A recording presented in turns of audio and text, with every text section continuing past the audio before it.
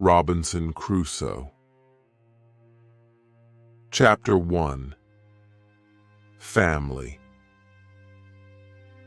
I was born in York, England in 1632. My father was German and my mother was English. I had two older brothers and a younger sister.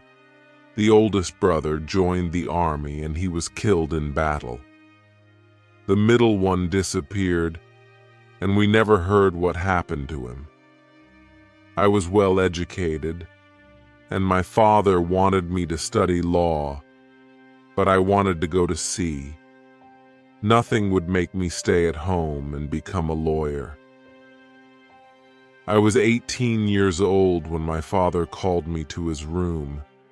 He was old and he suffered from an illness which kept him in bed. My father asked me why I wanted to go to sea when I could stay at home, study and prosper in my own country.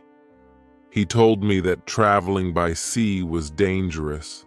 He warned me that I would lose safety and comfort of my home if I went to sea.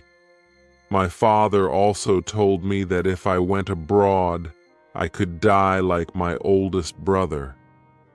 When he was saying this, he started to cry and he couldn't continue. My father's advice and warnings made me think, and I started to forget my desire to travel by sea. But my decision to stay home didn't last long. 1 week passed, and I decided to talk to my mother and tell her I wanted to travel. I told her how curious I was.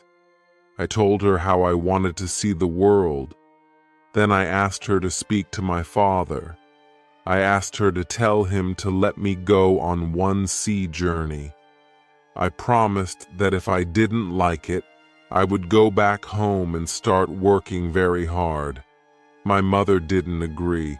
She also didn't want me to go abroad. I stayed home 1 more year. The whole time I was thinking whether to follow my parents' wish or my own desire. One day in September, I was in the town of Hull.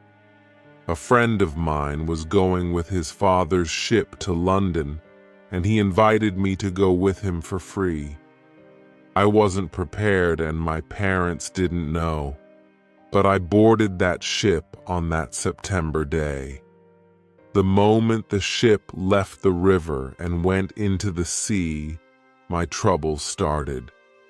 There was strong wind and the sea was rough. A storm was approaching. I was very scared and I felt seasick. I began to regret my decision to leave home. I thought every wave was going to sink the ship. I promised myself I would go home and apologize to my parents as soon as I stepped on dry land again. The storm was over by the morning. I was still seasick during the day, and I was thinking about the terrible storm. However, the evening was beautiful, and the sea was very peaceful. One of the sailors came to me and we started talking. He made some funny jokes. He asked me what I thought about the light wind. I told him I was very scared of the storm. The sailor offered me a drink. I got drunk, and that night I slept very well. The next day, I forgot how scared I was. I also forgot my decision to go back home. Instead, I was dreaming more about traveling by sea. The next few days, the wind was blowing against us, and we couldn't move much. 3 days later, the wind increased, and we could go faster. Chapter 2. Storm. The next day there was a great storm. I was scared, and this time I could see that the other sailors were also very scared. The captain was walking in and out of his cabin. He was quietly saying prayers. I was so scared I could only lie in my bed and hope we would survive. When I looked out of the window of my cabin, I saw the waves. They were as tall as mountains. I saw other ships which looked like toys. The waves were playing with them. One sailor shouted that a ship went underwater in front of us. I was terribly afraid, and I regretted that I didn't go home after the first light storm. The storm was getting worse, and now all the sailors were praying we would survive. Suddenly someone shouted that there was a hole in the ship and water was coming inside the ship. Everyone was called down to pump the water out. I was paralyzed with fear, and I couldn't get out of my bed. Then one man came to me and told me to go down and help. So I went. I was pumping out the water when the captain ordered someone to fire a gun. It was a signal that we were in danger. I thought we were sinking because the ship was full of water. I thought we were all going to die. We were all working very hard, but the water kept coming into the ship. The storm wasn't as dangerous anymore, but the ship was already badly damaged. Our captain continued firing guns for help. There was a small ship in front of us, which sent us a boat. The sailors on that boat risked their lives, but managed to reach our ship. With great difficulty, we all boarded the boat. We couldn't think of going back to their ship, which was already very far. It was too dangerous. So we decided to try to get to coast instead. 15 minutes later, our ship went underwater. We were safe on the boat, but I was still very afraid. We were soon close to the land, and we could see many people on the beach. They were waiting for us. When we finally reached the land, the people were very nice to us. They helped us find rooms and gave us money to get to London or go back to Hull. I decided to go to London. I traveled to London by land. The whole way I was thinking what to do and where to go. I was too ashamed of myself to go back home. In London, I met the captain of another ship who often traveled to the coast of Africa. He offered me to travel with him. Before we left London, he advised me what to buy for trade in Africa. At that time, I only had 40 pounds. This journey was successful because I returned to England with some gold, which was worth almost 300 pounds. The journey was also good for me because the captain taught me something about mathematics and navigation. I learned what was necessary to become a sailor and a businessman. Soon after we came back to England, the captain died. I decided to make the same journey to Africa with the same ship, but another captain. This journey started well, but soon we had big problems. A ship started chasing us. It was a pirate ship. It continued the whole day. At about 3 in the afternoon, the pirates came very close. There was an attack, but we managed to push them away. On the second attempt, many of their men came on the ship, and they started destroying everything. Some of our sailors were killed and some were injured, so we had to give up. All of us were taken prisoners. Chapter 3. Woman. I was young and strong. I became a slave to the captain of the pirates. I felt very sad. I was hoping the captain would take me with him when he went to sea, and when a Spanish or a Portuguese captain attacked him, I could be free. But this didn't happen because the captain left me to look after his garden every time he went to sea. One day, I met a young woman in the house. She was so beautiful. She was also a slave and she cleaned the house. I tried to speak to her, but she didn't speak my language. But I felt that she understood me. I liked her very much. She was very attractive to me. Anytime she saw me, she always smiled at me. Sometimes she touched me when she was close to me, but it was only a short moment. If the captain saw it, he could send her away. She was on my mind very often. I wanted to meet her every day, but she wasn't in the house every day. When I thought of her, I felt a nice feeling in my heart. I knew I fell in love with that woman, but our relationship was complicated. We couldn't be officially together. Slaves couldn't have relationships. It was so sad. Sometimes when the captain went fishing, he took me and a boy to help him. Sometimes he even sent me and the boy with one of his relatives fishing in a small boat.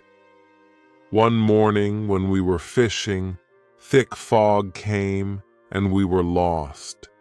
We struggled to reach the coast the whole day and the following night, but it was only the next morning that we finally got back. After this adventure, the captain decided to use a bigger boat, the one from our English ship, and make it more comfortable.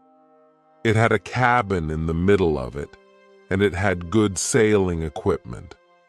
One day, the captain ordered me to put extra food, drinks, and guns on the boat because he was expecting some important guests to join him for fishing. They also wanted to do some hunting later.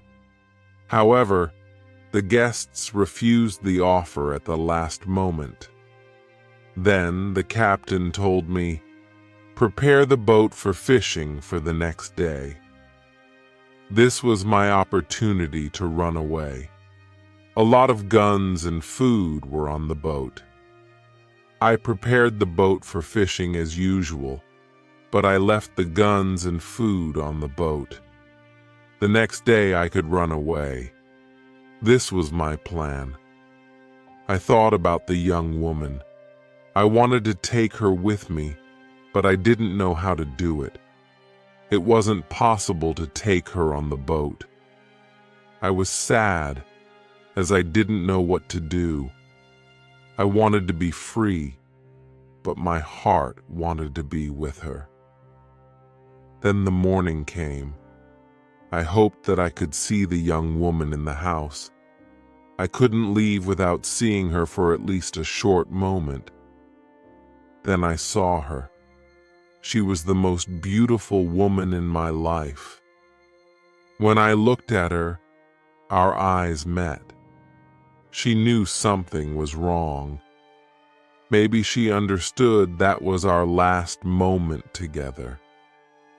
She looked deeply in my eyes, then she touched my hand. Her face was sad and my face was sad too.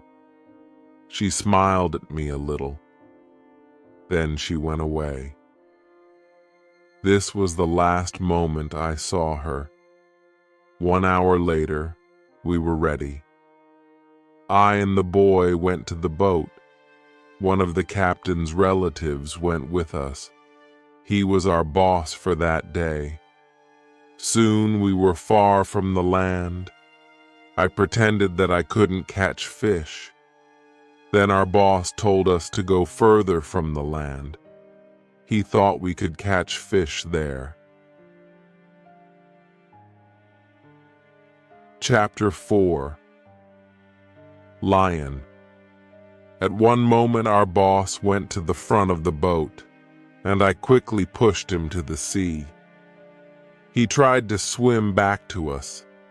I took one of the guns and pointed it at him. I told him to swim back to the coast if he wanted to live. After he swam away, I turned to the boy and asked him to promise that he would be faithful to me. He did as I asked. After 2 years of life as a slave, I was finally free. We tried to go as fast as possible.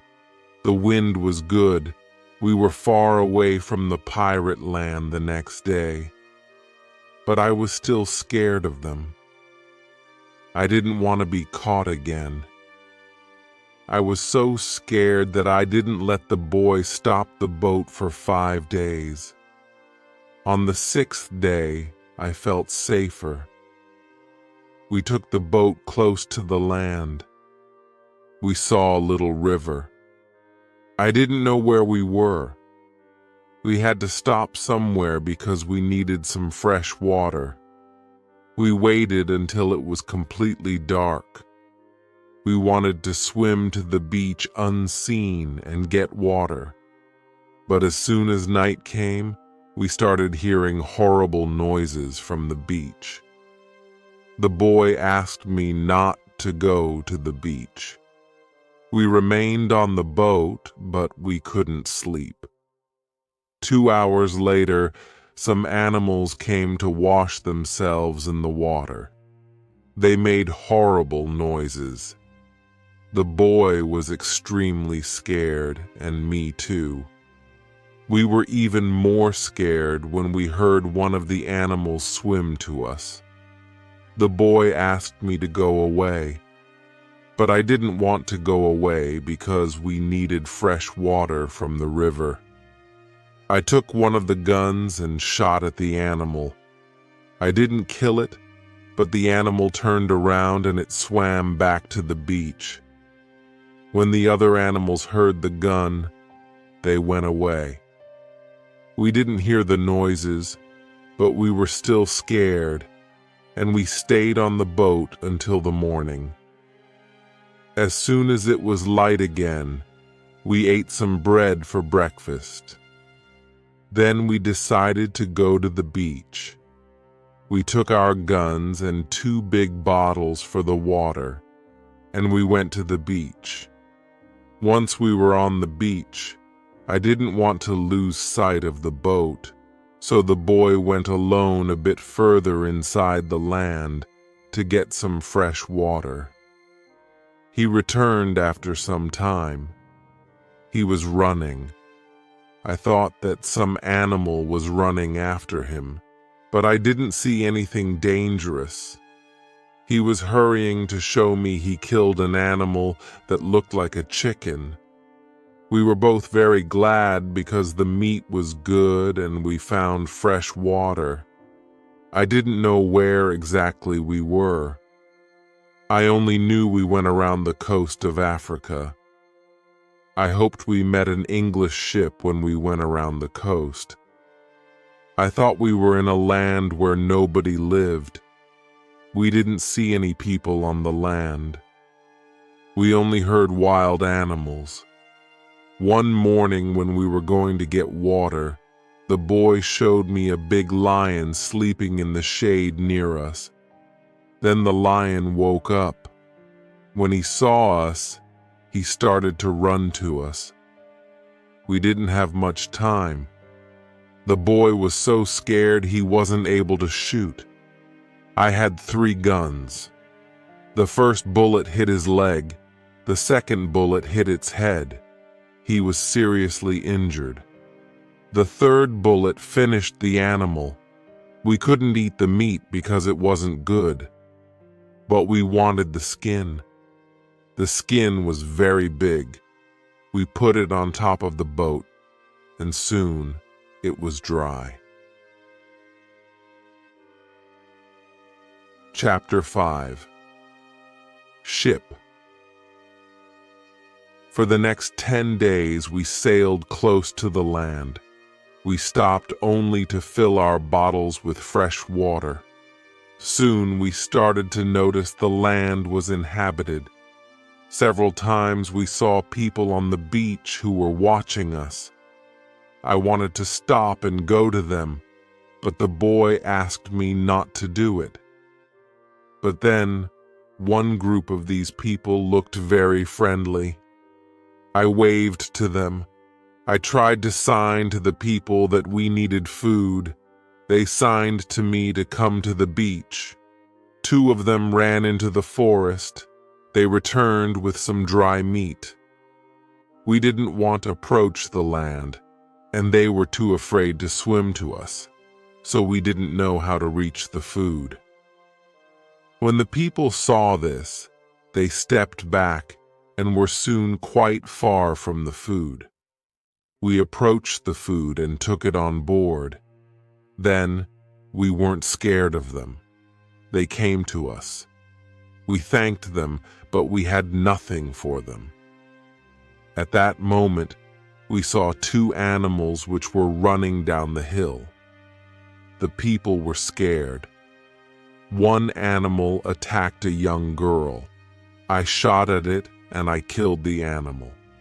The second animal was scared and it ran away. The people were shocked when they heard the gun. They were also shocked when they saw the animal was dead. They were happy the girl was alive and they thanked us. They brought us more food and water. On the 11th day, we saw a long piece of land which was extending very far into the sea. There were also some islands far in the sea. I was thinking about going to the islands. Then the boy shouted, "Look! There is a ship!" And really there was a ship quite far at the horizon. The boy was really scared. He thought it was a pirate ship. But I looked at the ship properly. It looked Portuguese. The ship was going away from us. Nobody on the ship saw us, so I fired a gun. They heard the gun. Then they saw us. They turned the ship and went to us. Soon we were on the Portuguese ship. They spoke Portuguese, Spanish, and French, but I didn't understand them. Fortunately, there was a Scottish sailor on the ship. He came to me. I told him our story. Then all the sailors started to be very nice to us. They agreed to take me and the boy on the ship. We were both very happy. We offered our things to the captain, but he didn't want to take them. He wanted to pay for them instead. It was very nice of him. I told him he could buy our boat, which I gave him a good price for. I asked for a half of usual price. He could take the rest of the things for free. The captain agreed. The captain also wanted to train the boy as a sailor. I didn't like this idea. I thought he was too young for this job. I thought the boy also needed freedom. He didn't need to start another service. Chapter 6. Wife. But the captain said it was good for the boy. The boy wanted to work for the captain. He wanted to be a sailor. Finally, I agreed. The ship was on the way to Brazil. We arrived there after 22 days. I said goodbye to the boy and the sailors. Brazil was a new state in South America. Many people started a new life there. It was the same for me. I didn't know anybody there. Soon I met people who had sugar plantations. They became my friends. I liked Brazil very much, and soon I learnt the language. I had some money from the captain, and I bought a small land in Brazil. I started to produce sugar. I didn't produce much for the first 2 years, but then my plantation was growing fast. I was single, but my life was good. I was independent, and my financial situation improved every month. We paid only small taxes in Brazil. The society was new, and we didn't have many rules from the government. Soon I had enough money to be able to hire a lady for cleaning my house. I asked my friends if they knew about any good woman. One of my friends said, "I have a daughter who is 18 years old. I think she could work for you. She is also a very good cook." The next day his daughter came to my house. She was friendly, but a little shy. She was also a very pretty girl. We talked shortly about what I needed from her. The next day she came to my house. She cleaned the dirty floor and my furniture. She took out the rubbish. She came to my house every morning on Monday and on Thursday, and she was working for 4 hours. She cleaned the house, and she also cooked for me. She gave food to my cat too, who soon started to be a little fat. I was always happy to see the girl.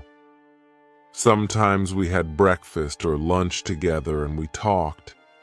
Then she was sick for a week. She couldn't come to my house. I felt a strange feeling when she wasn't in my house.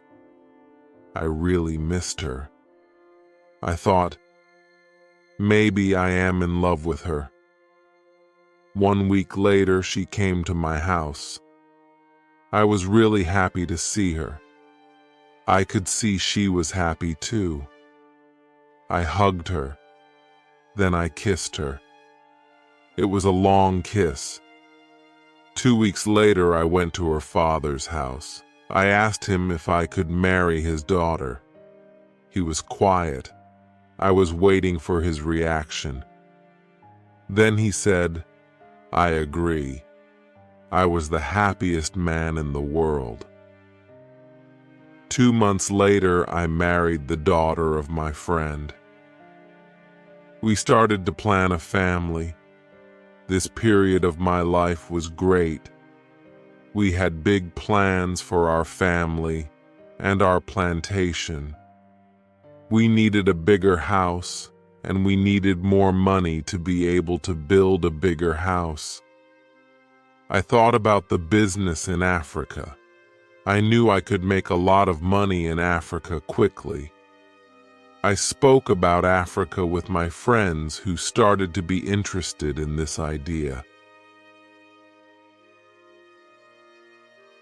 Chapter 7.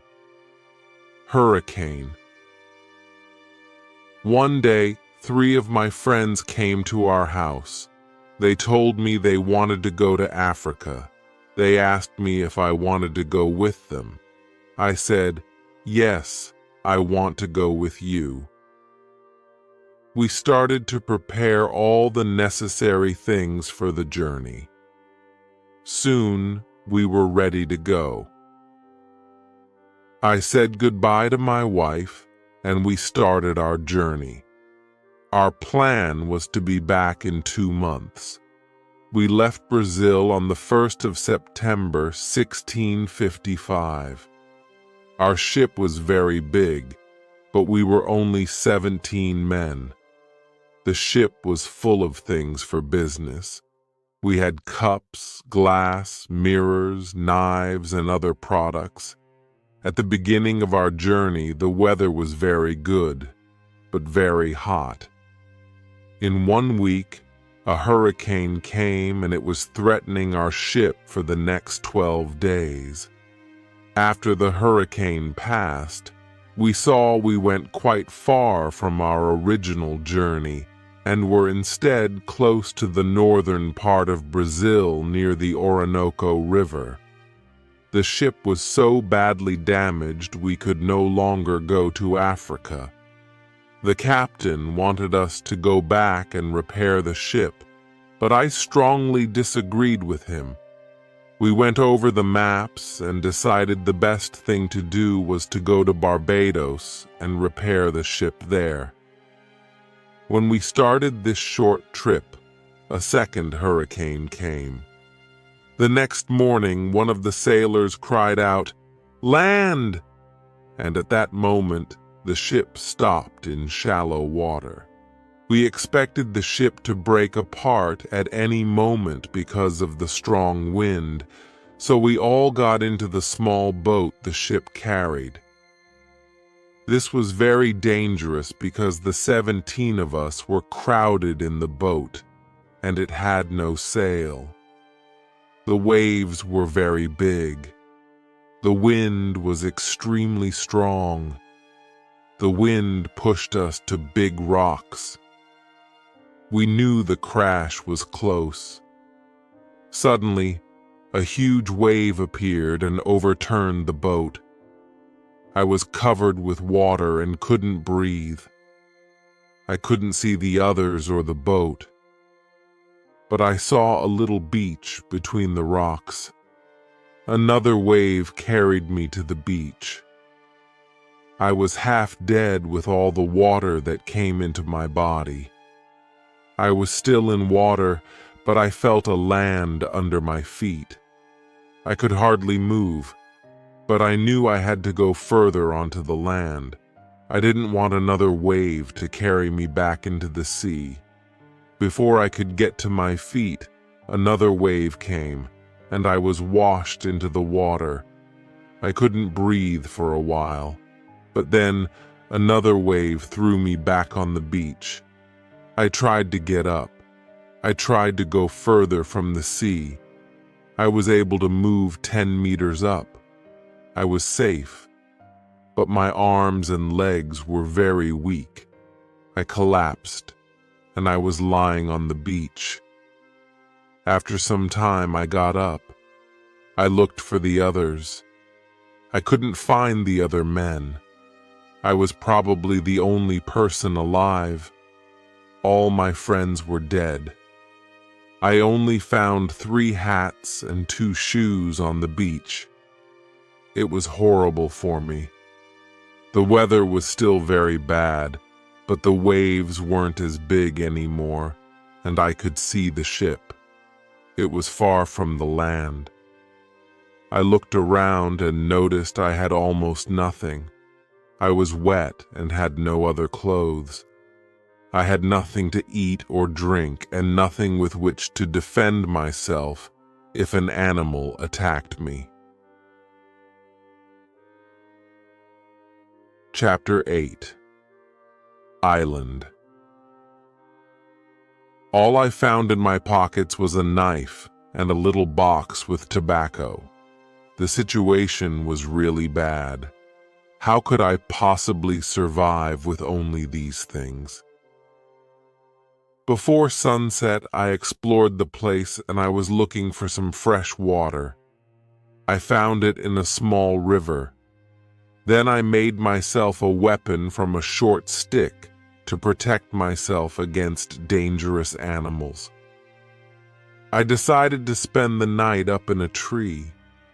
When I woke up the next morning, the sea was calm. I was surprised to discover that the waves moved the ship. The ship was now very close to the rocks where I almost died last night.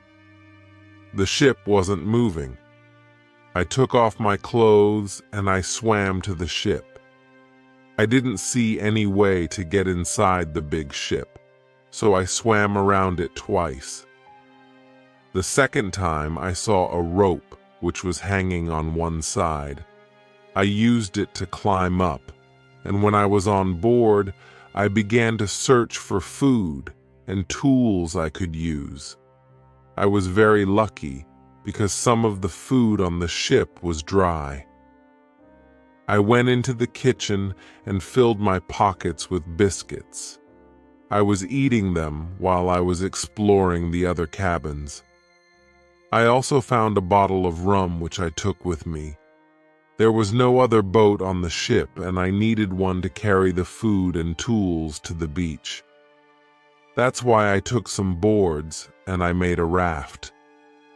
I discovered 3 big wooden boxes and I put them on my raft. I filled the first one with the bread, cheese, and meat I found. I found some more bottles of alcohol, which I also put on the raft. Then I heard something. Somebody was on the ship. Who was it? Somebody from my friends? It wasn't possible. My friends were all dead. I was a little scared. I went to the place where I heard the noises. Then I saw who it was. It was a dog. It was a dog of our captain. Now I had a friend. I wasn't alone anymore. Then I noticed the tide was getting high again and the clothes which I left on the beach were already in water. I was still on the ship, so I looked for more clothes. When I was looking for clothes, I found a box with some tools. I also found a nice carpet next to the box. Then I looked for guns, which I needed to protect myself and to hunt. I found 4 guns and 3 boxes of gunpowder. 2 of them were dry. I put all these things on my raft. The sea was calm, the tide was rising, and the wind was blowing to the land. Soon I was back on the beach. I started to look for a place where I could stay. I saw a hill. I thought that from the hill I could see where I was. I took a gun and some gunpowder and I started walking to it. When I was on the top, I saw sea around the whole place. I was on an island. I could see 2 small islands near. One was to the north, one was to the west. I also saw a big land to the south. It was about 100 kilometers far. I saw nothing to the east. I saw only the ocean. I couldn't see any sign of people on my island, only wild animals. Chapter 9. Tent. I saw many birds on the way back from the hill. I didn't recognize them. I killed one, but its meat wasn't good. I went back to the raft.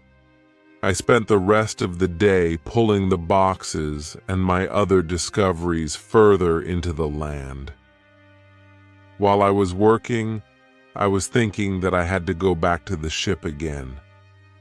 I had to get everything useful which was on it because the first storm might break it into pieces. I had to make myself a place for the night. I made a kind of a tent. I brought all the things which could be destroyed by rain or sun inside the tent. The night was close. I put some clothes on the ground. I wanted to sleep on them. I also put 4 guns around me. Then I felt safe. I was tired from all the work. I fell asleep very soon. The next day, I left my clothes in the tent and I swam back to the ship. On board, I made a second raft. I found a couple of bags with nails. There were also 7 guns, bullets for them, and some more gunpowder. I took all the clothes I could find. There were also some beds, which I thought could be useful to me. I brought all this safely to the beach. From then on, I went to the ship every day. In this way, I brought many useful tools and objects. The third time I went, I brought as many ropes and sails as I could carry. Some days later, I discovered more bread and rum, and also some sugar. All of this I brought back with me to the beach. One day, I discovered a drawer full of scissors, knives, and forks. There were also some coins from Europe and Brazil there. I knew the money was worthless on the island, but still I took it. I also found playing cards with pictures of the king and the queen. I may have some fun with the cards, I thought. It was my 12th visit to the ship. The next day I went to the ship, but the sky was getting dark. Clouds were gathering and the wind was getting stronger. I knew it was no use making a raft when a storm was approaching, so I swam back to the beach. That night, the wind was very strong, but I was safe inside my little tent. The next morning, the ship was gone. I knew I had to make myself a better place where I would be more comfortable. I knew I could stay on the island for a long time. I wanted to make a nice place for me to live. I also needed to be safe. I could look for a cave, or I could make a bigger tent. Maybe I could do both. I needed a place which was close to fresh water, which was hidden from the heat of the sun, and was easy to protect from both people and animals. Last but not least, it had to have a view of the sea so I could easily see a ship passing nearby. I found a nice place next to a steep hill, and I decided to put my tent there. The hill protected me from one side, and I built a fence on all other sides. There was no door, but I was using a short ladder to go over the fence, which I then took with me inside. I brought all my stuff inside and made 2 tents, a small tent and a big one. Chapter 10. Calendar. The smaller tent was inside the bigger tent. The bigger tent protected the gunpowder and the food from rains. I lived in the smaller tent. When I finished the tents, I started digging at the bottom of the hill. I was bringing the stones and earth I got from there to the fence. In this way, I made a terrace on the inner side of the fence. I wanted to use the cave at the bottom of the hill as a cellar. One day I was still working on the cave when a storm appeared. There was lightning, followed by a loud thunder. It came to my mind that lightning could hit one of the boxes with gunpowder. It could destroy everything and even kill me. I was scared. As soon as the storm went away, I opened the big boxes with gunpowder. I started dividing the gunpowder into bags and smaller boxes, which I then hid in the rocks. I had a lot of powder, so this took me 3 days. I also went hunting every day. It was a break from the hard work, and it provided me with meat. I also started to know the island and its inhabitants better. I discovered some goats and I hunted them. Then I had enough meat. Some days I was very sad. I thought about my wife. I missed her a lot. I thought about my friends in Brazil. I thought about my parents. I felt living on this island alone was meaningless. I often walked along the beach and I regretted my choice to travel by sea. I knew traveling by sea could change your life completely. It could be great, but it could be horrible too. I knew my friends from the ship were dead. It was horrible. On the other hand, I was alive, and I was grateful for that. I was also lucky to have all the tools, food, clothes, and guns from the ship. Without them, I could hardly survive a week. I decided to make a big cross. I put it on the beach. It was near the place of my arrival to the island. I wrote on it the date of my arrival. It was the 30th of September, 1659. I wanted to keep information about time. The cross was my calendar. I made a small cut in the cross every day. The 7th cut was longer. It marked the end of the week. The beginning of each month was also a longer cut. One day, when I was thinking about my situation, I realized I had a lot of negative thoughts. It wasn't good. I decided to do something about it. I made a list of all good and bad things that happened to me. I was alone on this island, and I had little hope of ever going back to civilization. On the other hand, I was saved, and I didn't die in the storm which killed my friends. I had food to eat. I didn't have a lot of clothes, but the weather was such that I hardly needed any. I had a dog. He understood some words. He understood when I said, "Sit down, come here, bring it.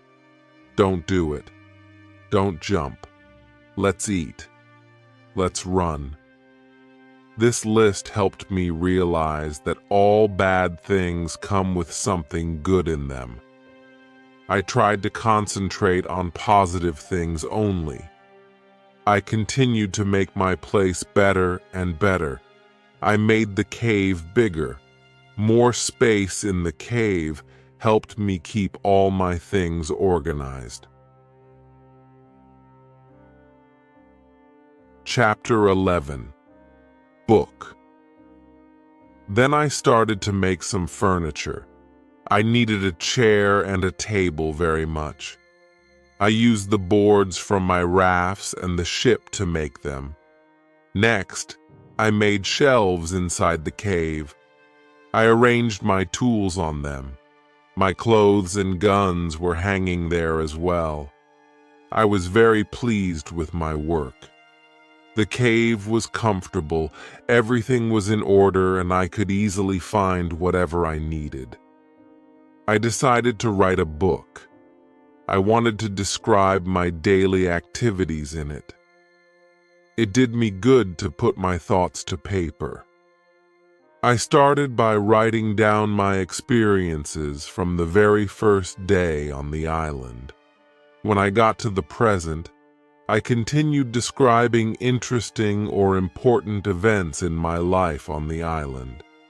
I decided to make a schedule to organize my time better. Every morning, I walked for a few hours. Then I worked until noon.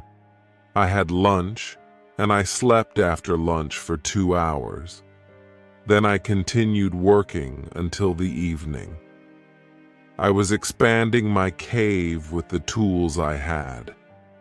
I needed to make the cave big enough as it was going to be my kitchen, living room, bedroom, and cellar all at once.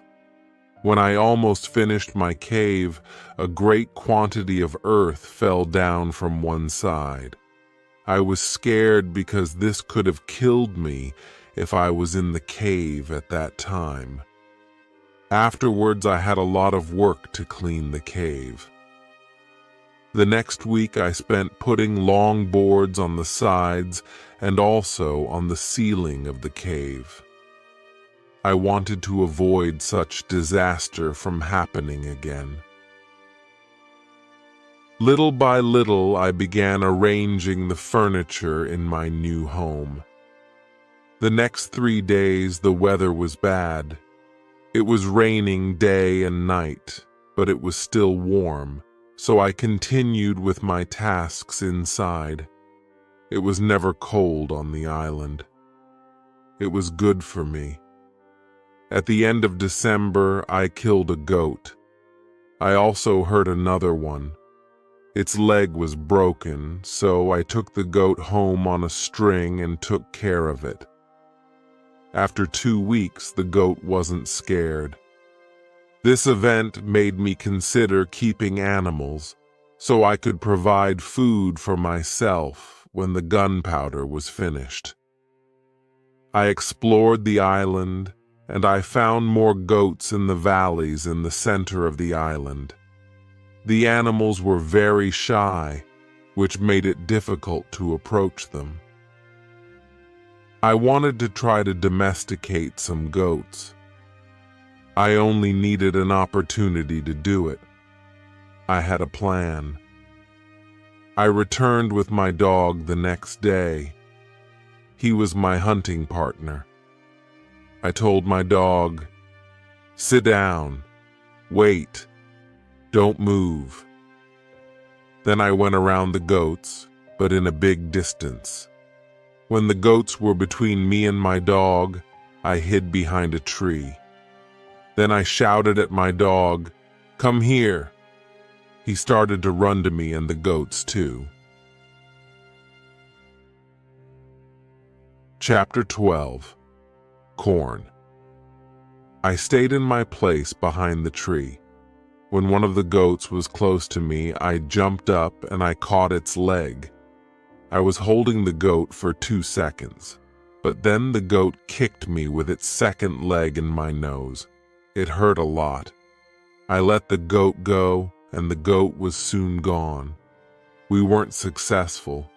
This wasn't a good way to catch a goat. We had to do it differently. I told my dog, "Let's go home. I need some rest." I spent the period between January and March working on my fence.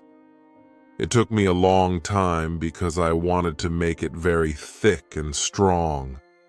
Meanwhile, I found pigeons on the island. They weren't nesting in the trees, but in holes of the rocks. This made them easy to capture, and their meat was good. I could also cook and eat their eggs. This is what I was surviving on while I was working on my fence. While cleaning and arranging my home, I found a small bag. There used to be corn inside, but now there were only some leaves and dust at the bottom of it. I emptied it outside my fence because I needed the bag for gunpowder. This was just before the rains. About a month later, I was surprised to find a few green leaves growing there. It was young corn. Words couldn't express how happy I was to discover corn growing just outside my fence. It was fantastic. I could bake bread in the future. On the 16th of March, I was inside my house when I saw pieces of earth falling from the roof of my cave. I was frightened and thought all my efforts would be lost again. I ran outside the cave. Suddenly I noticed the ground was shaking everywhere. It was an earthquake. I was paralyzed with fear. Some big stones were falling from the hill. But I was lucky. They didn't hit my tent. Although the earthquake was soon over, I was afraid to go inside the cave. I was sitting on the ground in front of my tent, still very upset and scared to enter. I started to think that it was better not to sleep in the cave. It wasn't very safe in case another earthquake came, but I didn't want to sleep in the tent. So I decided to make a house instead of the tent. I wanted to use the cave only as a cellar. The next day, I started to build the house. It was in April. It took me 3 months to build the house, but I was happy with my new home. I was ill in the last week of July. I had a temperature. I couldn't get out of the bed. I was very weak. I could do nothing in that state. I had crazy dreams. The dreams weren't very logical, but for me, they were real when I had them. Chapter 13. Dream.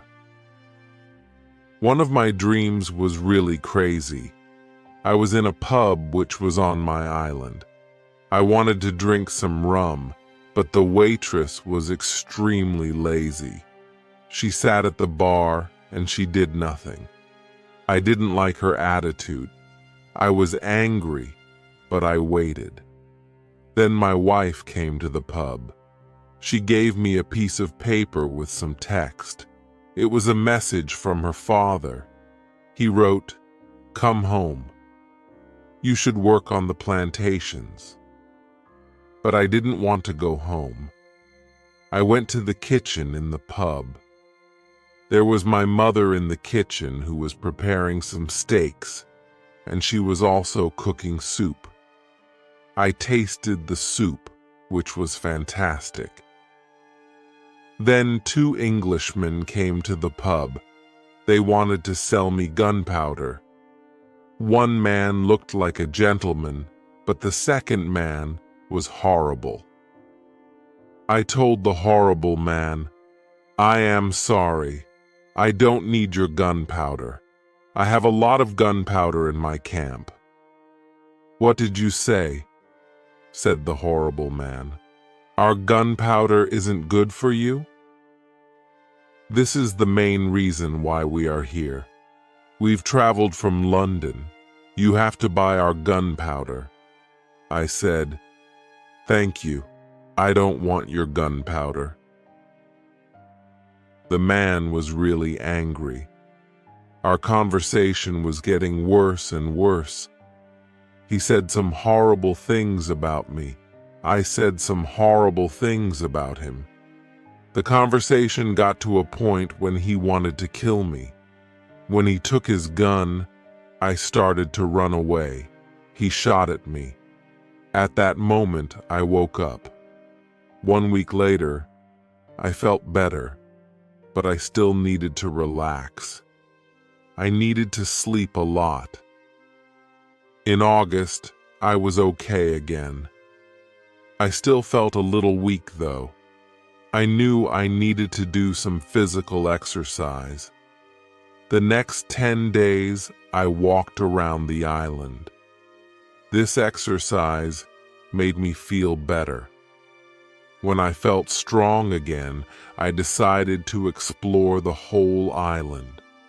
I found a new valley where I saw some tobacco plants among other unknown ones. The next day I found melons and grapes.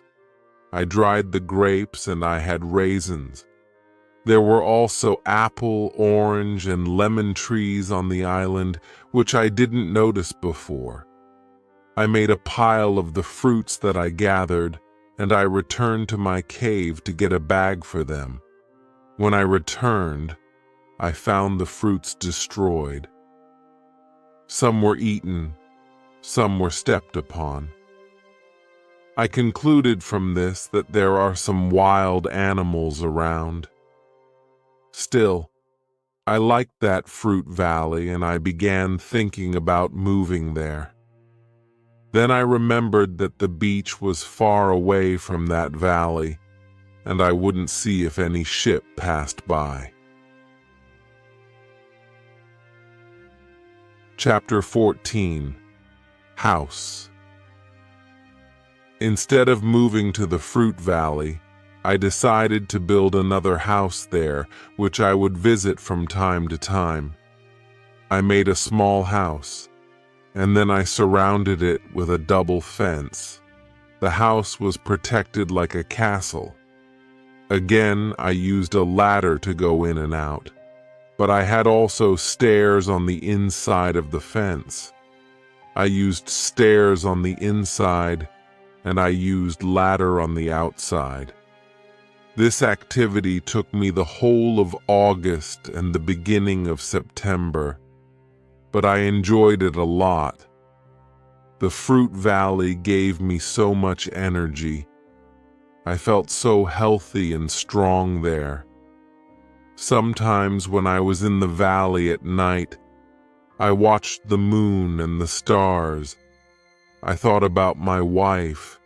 I thought about my family in England.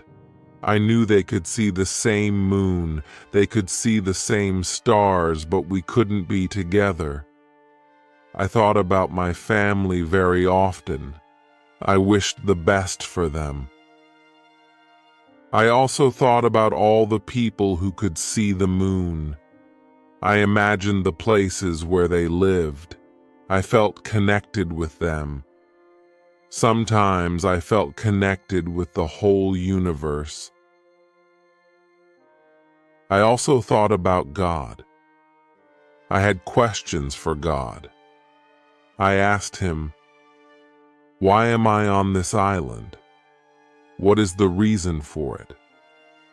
Why am I still alive when my friends are dead?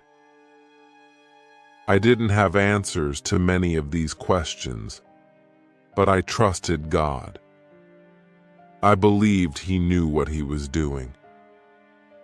Then the rainy season started, which continued until the middle of October. This was my first year on the island. After the rains ended, I returned to my valley house to find the branches in the fence all green, with new leaves growing all over them. This wasn't only beautiful, but also useful to me, because soon my house was covered entirely and was hardly visible. The leaves kept shadow over it, and it was very pleasant to stay in there during the dry season. I liked it so much that I decided to make a fence from the same branches around my first house as well. With the end of the rainy season, I thought it was the right time to put my seeds into the ground. I was cautious, so I only used a half of the seeds. This was a good idea because none of these seeds came up. I put the rest of the seeds in the ground just before the next rainy season, and they came up all right. Now, I had a little farm on the island. This experience made me notice that there were 2 rainy and 2 dry seasons on the island. With this in mind, I could now plan when to put seeds into the ground. Chapter 15. Basket. Soon I realized I needed baskets. With baskets, I could carry more food when I made my trips around the island. I could also carry more fruit from the fruit valley. I cut branches from the same tree which I used for both my fences. After drying these branches, I used them to make baskets. When I finished that, I decided to take another longer trip around the island. After passing the fruit valley, I found pleasant grass fields. They were very flat. They had a lot of flowers. They smelled so good. A lot of insects were flying around these flowers. I could see some big butterflies. Their wings were 10 centimeters wide. There were small trees around these fields. I found nuts on these trees. These nuts were different from nuts in England. They had a different shape. They were also sweeter than nuts in England. I also discovered that there were many parrots, rabbits, and cats at this side of the island. I even caught one parrot and took it with me. There were also many turtles and other birds there. This part of the island was more pleasant and there was more food, but I didn't want to move. On the way back, my dog captured a young kid, which I saved and took with me. I wanted to keep goats very much. and now I was offered another chance. I left the kid in the valley house until I prepared a space for it in my first home. I was so tired from the trip that on my return I relaxed the whole day. I made a cage for the parrot and brought home the kid, which started to calm down. I made a map of the whole island. I put these newly discovered places on the map. The time passed so quickly, and soon it was September again. This was my second year on the island. I was no longer as sad and desperate as I was immediately after the arrival. I accepted my destiny, and I was grateful for being well and alive. I still kept my daily schedule. I was hunting in the morning, cooking at lunchtime, relaxing in the afternoon when it was the hottest, and working in the evening. I also taught the parrot to say his name. His name was Pole. In the months of November and December, I was busy with my fields. The wild goats and rabbits were eating the little plants. I risked losing all of it, so I quickly made a fence around the place where I put the seeds in the ground. I put my dog inside the fence to guard my corn at night. Soon the plants were tall, but then another danger appeared.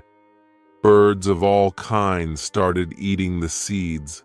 I shot some and kept an eye on my corn until the rest of the birds were gone. Chapter 16. Bread. At the end of December, I had my first corn. It wasn't a lot. I didn't want to eat the corn, so I decided to leave it all for seeds. My goal was to put the seeds in the ground again and have more corn later. Meanwhile, I began preparing the tools I would need in a year's time. I realized I needed pots to keep the corn.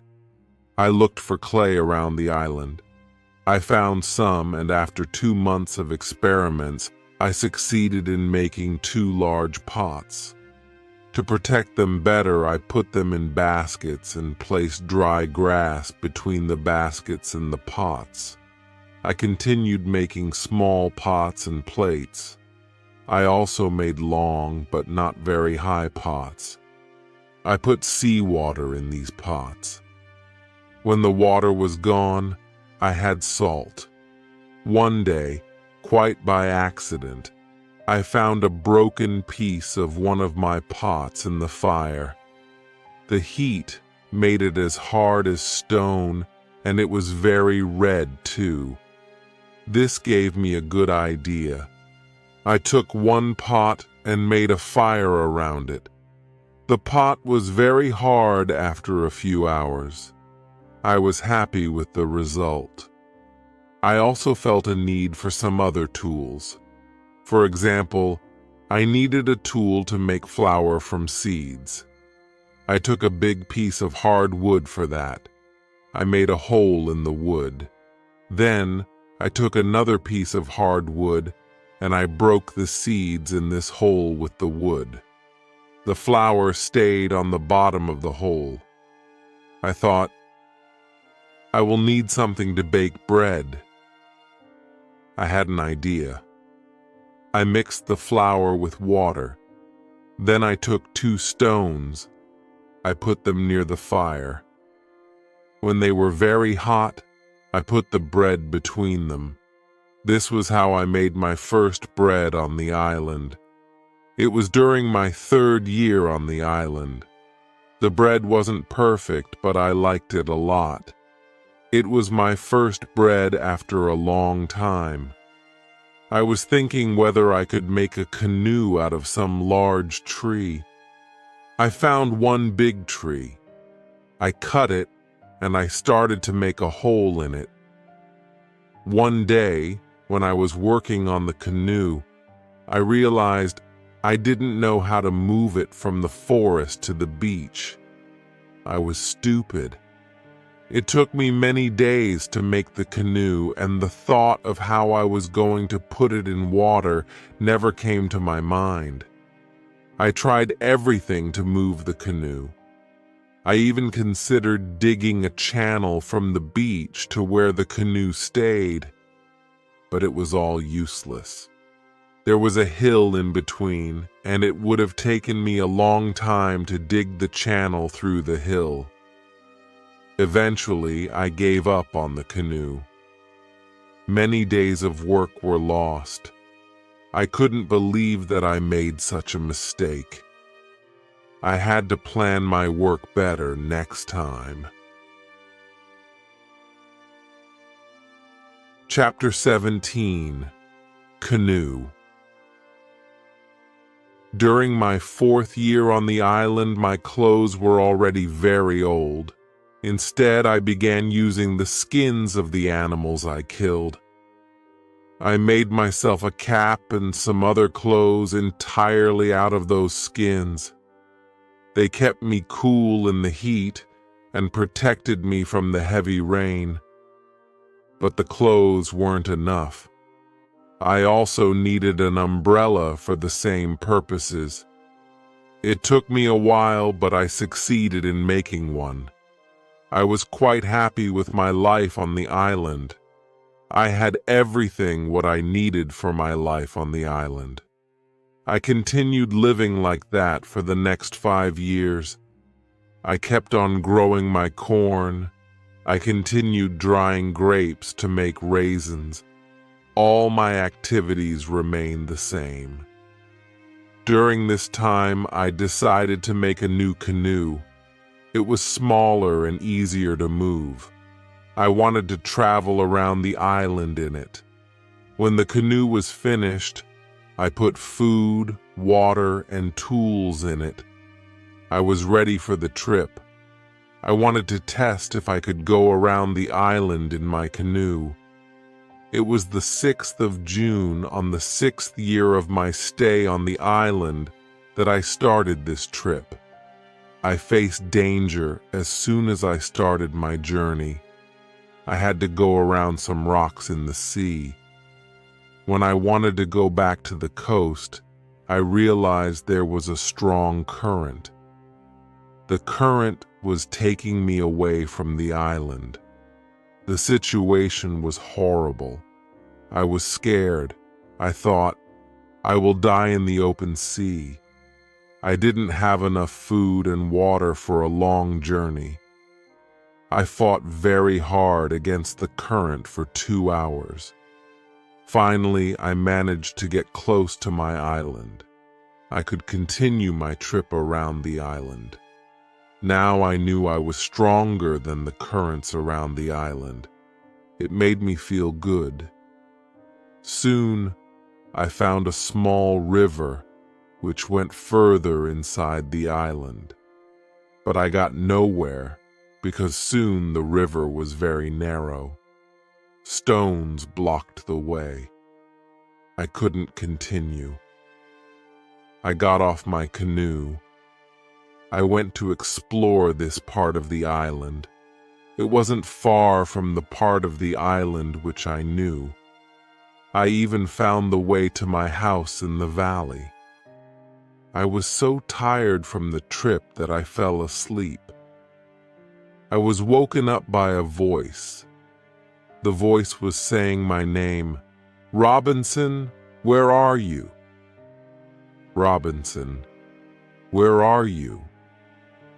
I was scared at first, but then I saw my parrot Pole on top of the hedge. He learnt the phrases I repeated to myself so many times. Now he was saying them with the same intonation I used. I was surprised to find the parrot here because I left it in my house. Still, I was happy to hear someone talk to me. I left the canoe there and returned home with the parrot. I didn't take such long trips for a year and I was staying in my house most of the time. I kept on making wooden tools and clay pots. I even found a way to make pots with a wheel, which made my work much lighter. I also figured out how to make a tobacco pipe, which I missed a lot ever since I came to this island. Chapter 18. Foot. One day, I also noticed I was running out of the gunpowder. I was worried I wouldn't be able to kill any more goats once it was gone. The kid I once caught was old. It was too late to try to find a male for her. I wanted meat, but I didn't have the heart to kill her. One day, she died a natural death. It was 11 years since I first came to this island, and all this time I was using gunpowder to provide myself with meat. Now I thought of finding some other way to supply myself with food. I decided to make some trap. I didn't succeed at first, but eventually I caught 3 young goats. They were 1 male and 2 females. I took them home with me. I had to make a fence for them because I feared they might run away with the wild ones once they were adult. It took me 3 months, but I made a nice fence around a suitable space where there was a lot of grass and water for them. After some time, the young goats became very calm, and they were eating out of my hand. In 2 years, I had a dozen goats, and in 3 years' time, I had more than 20 goats. This way, I had a lot of milk and meat. I experimented several times, and at last, I managed to make cheese and butter. My table was full now, and I was surrounded by animals. I had my old dog, cats, goats, and Pole, my parrot. The only thing I still missed was someone to talk to. One day, I set out to reach that part of the island where the strong current was. On the way there, I thought to myself how ridiculous I would have appeared if some Englishman saw me. I had a big hat, a short jacket, and short trousers all made out of goat skin. I didn't have socks or shoes, but I put some goat skin around my feet. I had 2 belts, one for the gun and knife, and one for the gunpowder. On my back, I had a basket. I also carried a gun on my shoulder and an umbrella made out of goat skin above my head. My beard was pretty long. I realized I was looking very unusual from what I used to look years ago. One day, about lunchtime, I was walking on the beach going to check on my canoe when I came across something surprising. I saw the mark of a human footprint on the sand. I looked around, but I couldn't see anyone. I was scared. I hurried back to my home. I was so scared I couldn't sleep that night. Why was there no canoe? Why were there no more footprints? I thought that maybe it was the footprint of one of the people who probably inhabited the islands around. I began to worry whether they saw my canoe and were now preparing to attack me.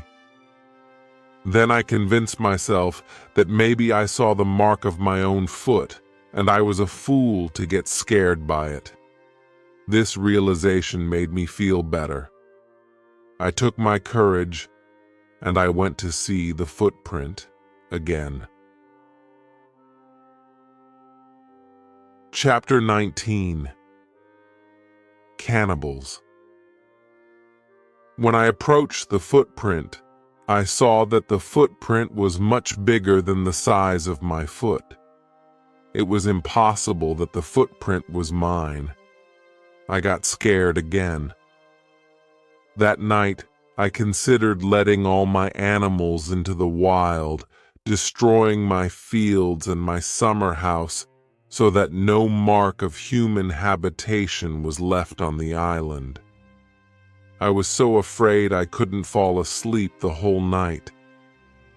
In the morning, I finally fell asleep for a short time. When I woke up, my head was clear. Now it didn't seem that strange that people lived on the islands around. Maybe they came to my island time to time, or now the wind carried them this way for the first time. I remembered that for the 15 years I lived on the island, I didn't meet any human being or discovered any signs of a settlement here. This calmed me down. Still, I wanted to be safe. I made another wall around my house and left holes through which I could easily fire several guns if attacked. Now I had such a strongly protected house surrounded with walls and thick trees that no one could come near me. I was also worried about my goats. I divided the animals and built a smaller fence in another part of the island.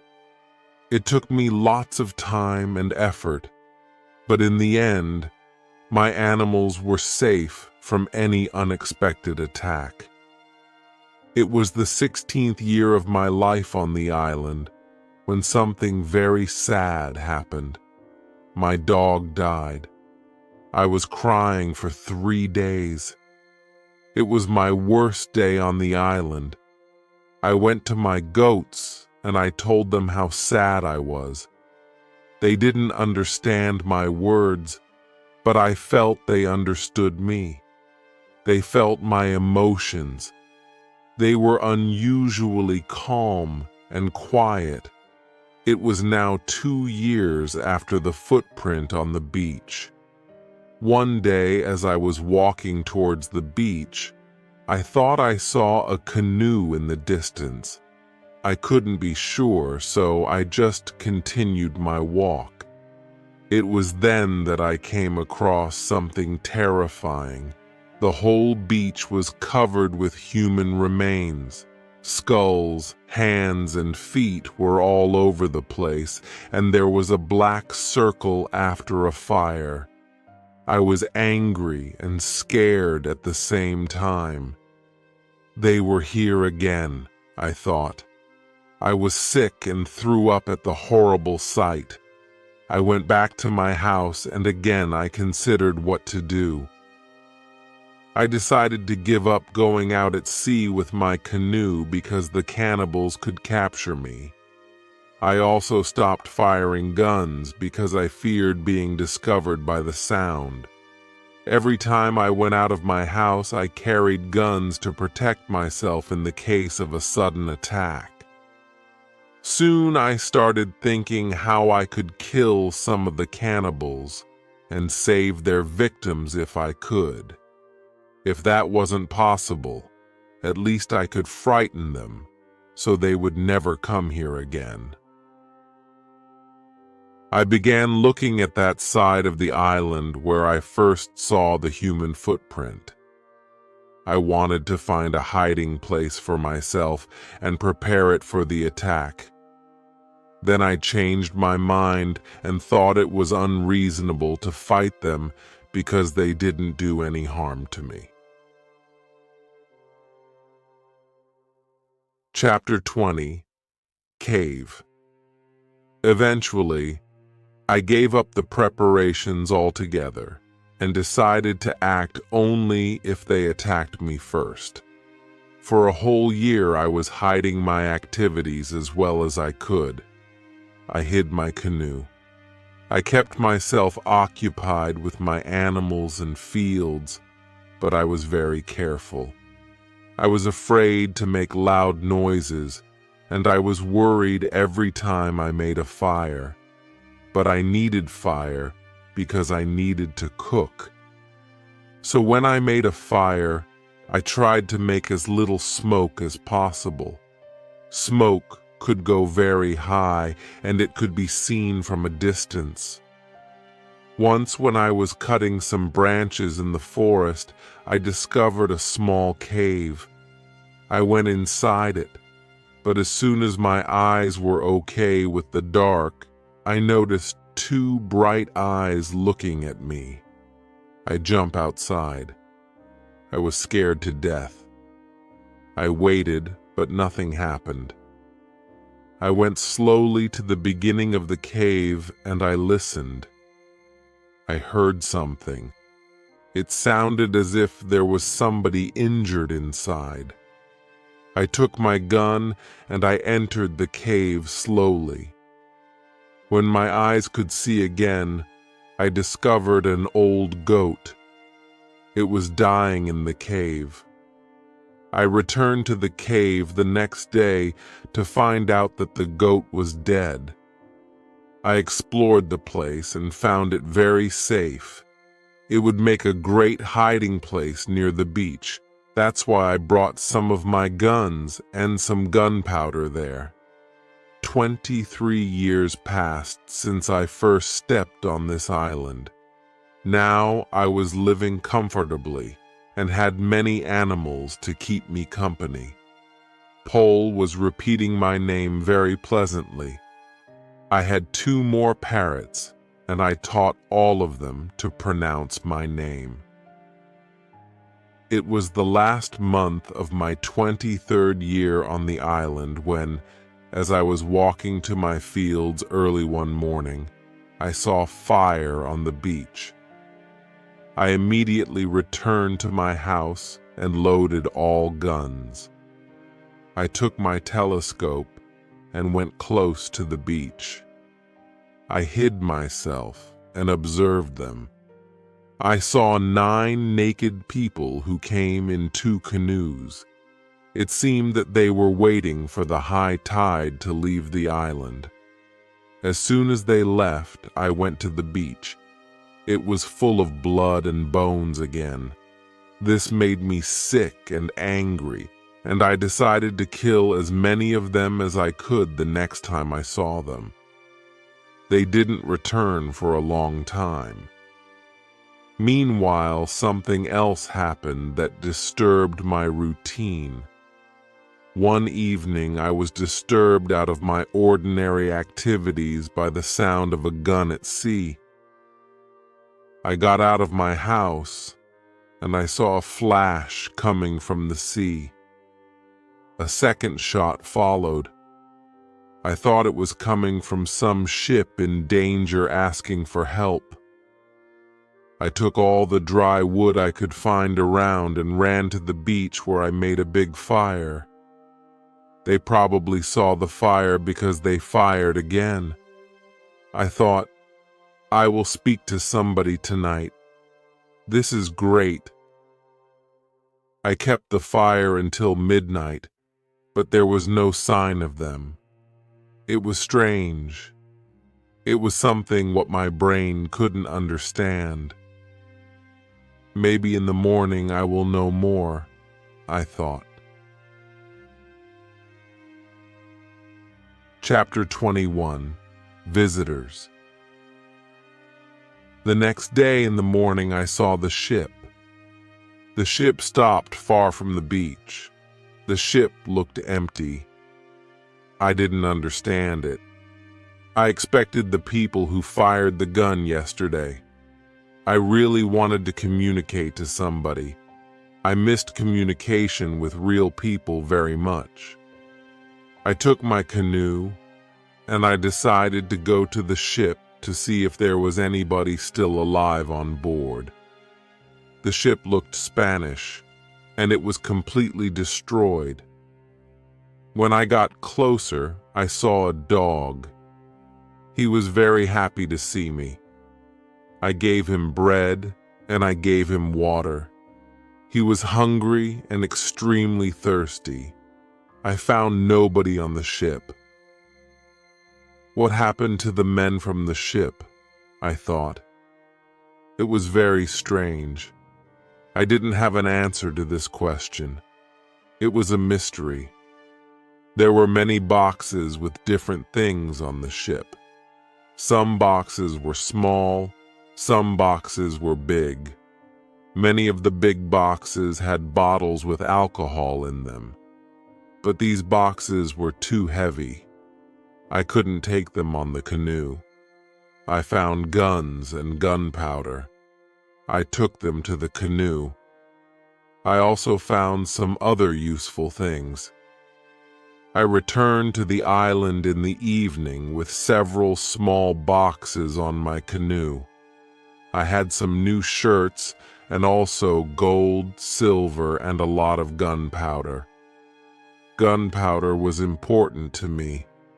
On the island, it was more valuable than any money or precious metals. There was something else which I needed very much, and that was shoes. I found 2 pairs of shoes on board the ship. I took them with me. I put all my new things in the cave. I made 5 trips to the ship. I took everything useful for me. Then I hid the canoe again and went back to my house. Everything went back to normal. Time went quickly. I often thought about the men from the ship and the cannibals on the beach. These thoughts were always in the back of my mind, day and night. It was one night in March when I dreamed that 2 canoes with cannibals landed on the beach. One of their victims ran away and came to my house where I saved him. Then we became friends. He helped me navigate out of the dangerous currents around the island. I woke up, but the dream stayed in my mind. I realized that if I had somebody to help me, I might be able to escape from the island and reach the continent. Maybe I could save one of the victims brought to this island. I decided to look out for the cannibals, and for the next 1.5 years, I went daily around the beach, hoping to see canoes. This finally happened one morning. I saw 5 canoes with more than 30 men on the beach. I couldn't attack them because they were too many, so I just waited. I was observing them through my telescope. They made a fire and they were dancing around it. I also saw 2 men, the victims, tied together. The 2 tied men were taken to the fire after a while. One was beaten and killed. The cannibals painted their bodies with his blood. It was like a theater. But this wasn't a theater. It was real. It was horrible. But I couldn't do anything. There were too many cannibals. The second man waited on the side. When the cannibals didn't look, the second man jumped up and he started to run away. He was running in my direction. I ran to the beach and I hid behind a tree. I saw that he was followed only by 2 cannibals. This was the right moment to save the prisoner. The man ran as fast as possible, but the cannibals were closer and closer to him. Their speed was faster than his. Chapter 22. Friday. I prepared 2 guns and I waited behind the tree. The prisoner ran directly to my tree, but he still didn't see me. I didn't move. Then he ran around me. I was still hidden behind the tree. When the first cannibal ran close to me, I jumped from behind the tree. He was shocked. I shot him. The second cannibal saw this. He tried to shoot an arrow at me. I had to shoot him too. The prisoner stopped when he heard the shots and he turned. He was scared. I smiled at him. I showed him that it was okay to come closer. He came to me. He went down to his knees. He put his head on the ground. Then he took my foot. He put my foot on his head. I showed him to stand up. He stood up and looked at the dead cannibals. He went to their bodies. He looked at the holes in their bodies. He probably couldn't understand what happened to the cannibals. It was unbelievable to him. He took the arrows from the dead men. We took the bodies of the cannibals. We hid the bodies in the forest near. Then we went into the deeper forest. I took the man to my cave. The cave was my secret. Nobody could find us there. I gave him bread, meat, and some water. He was so tired that he fell asleep almost immediately. I had an opportunity to look at him. I could see he was young, slim, but very strong. I thought he was about 25 years old. He had long black hair, dark skin, and a pleasant face. I let him sleep, and I went outside. I stayed near the cave, and I watched for the cannibals. But they didn't look for us. 3 hours later, the man came out of the cave. He showed me how happy he was, that he was alive and safe. I started speaking to him. I named him Friday because it was Friday when I saved his life. I told him my name and I taught him yes and no. We stayed in the cave that night. The next day, we went on top of the hill. I saw through my telescope that the canoes were gone. We were alone on the island. We went carefully to the beach. First, we went to the place where we hid the bodies of the dead cannibals. When we found them, Friday wanted to eat them. I was angry. I showed to Friday that it wasn't good to eat them. Here, I understood that Friday was also a cannibal. We buried the cannibals. Then we walked to the beach. What we saw was horrible. There were human bones all around. The sand was red with blood. I asked Friday to collect all the body parts. I prepared a big fire. I decided to burn the body parts in the fire. We went to my house. I made a little tent for Friday between the two fences which were around my house. I took all his weapons away. I wanted to feel safe. After a while, I realized this wasn't necessary at all, because Friday was a very faithful and honest man.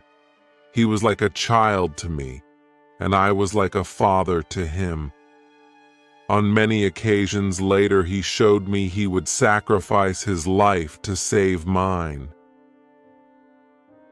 I was very happy to have Friday around, and I began teaching him everything he needed to know about life like a European. First, I taught him some new words. I started with hi, hello, bye, thank you.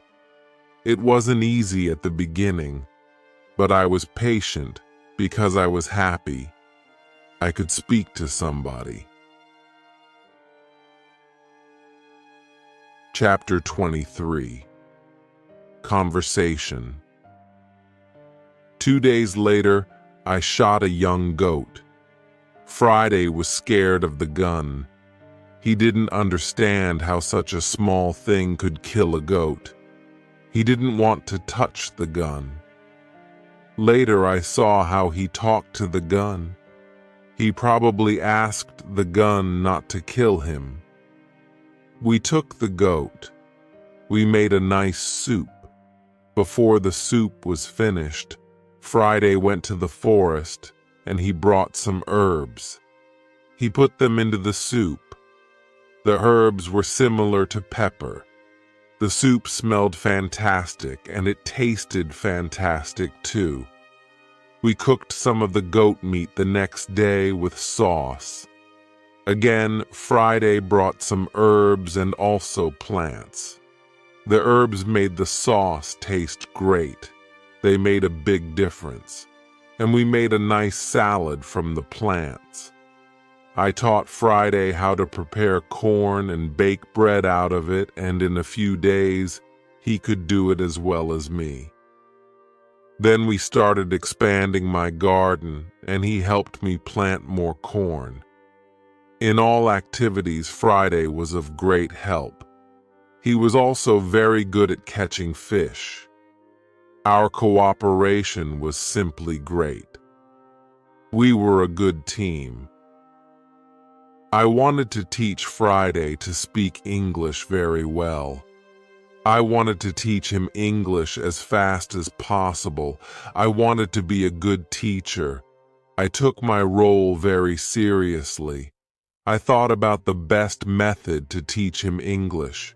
When I spoke to him fast, and when I used all the words and grammar, he didn't understand me. So I tried to speak mainly in the present, and I used simple words. I also said only short sentences. This way, Friday understood more. We spoke about many topics. When Friday didn't understand something, I pointed at it, or I tried to explain the word to him. If it didn't help, I made a picture of the thing in the sand. Soon, Friday started to understand many of my sentences in the present. He also started to use some words. His pronunciation was very bad at the beginning, but it wasn't important for me. I understood him, and I was very happy somebody spoke to me. Friday was a good student. He was clever and he improved quickly. Soon he could say some words like an Englishman. Of course, not all the words, but the words which he said correctly made me very happy. I could see that Friday very often repeated aloud what I said. I thought that it also helped him to learn so fast. I thought, learning a language is quite easy. You only need to copy what you hear, and if you don't understand something, you need a picture of it. Then you need a lot of practice. This is the best system. Friday's progress was fast. He was able to talk more and more every day. In a couple of months, we could have a basic, simple conversation. Friday liked my tools. They were very interesting for him. He especially liked the telescope. He borrowed the telescope very often. He went to one of the hills, and he watched everything around. Once I asked him about his people and how he became a prisoner. He told me that they ate human meat like their opponents. In fact, in the past, he did a ritual on the other side of my island. He was probably one of the cannibals who I saw a long time ago. He told me about the sea and the currents in the sea. Thanks to Friday, I learned about the history, culture, and traditions of his people. I also told him my personal story, and I described England and Europe to him. Chapter 24. Knife. I told Friday about our cities, schools, ships, and traveling around the world. I told him that education is important in Europe and that we study from books. It was all new to him. Friday's people didn't need schools on the islands. They had all what they needed for their life. When I felt I could trust him enough, I showed him how gunpowder worked. I taught him how to use a gun. I gave him a knife and a belt. He was happy with my presence. He said that he saw a similar knife before. I asked to tell me more. He explained that his people saved white men from a small boat and that they still lived with them. He counted 17 Europeans who lived with his people. I thought these might be the sailors from the ship which came to my island some time ago. They probably saved themselves in a boat, because I didn't find anybody when I went on board to look for survivors. I asked Friday to tell me more about them. He told me that they were okay. I was happy to hear that some Europeans lived not very far from my island. I started to plan how to meet them. The next day, we went on a small trip around the island. First, we went to the cross, where I wanted to mark another day. "What is it?" asked Friday when we came to the cross. I explained that we have 7 days in a week. When Friday heard the word Friday, he laughed. I explained to him that I saved him on Friday. That's why I called him Friday. Now, he fully understood the meaning of his name. During the walk, Friday told me, "If we built a canoe and go to my island, I will tell my people how you saved my life." I took Friday to the other side of the island. I showed him my canoe there, but he said, "This canoe is too small for 2 people. We should make a bigger canoe." Soon, we started building the canoe we needed. We chose and cut a big tree, and I showed him how to cut the inside to form a canoe. It took us a month to do this, and 2 days more to drag it to the beach. The canoe was ready, and we were ready too.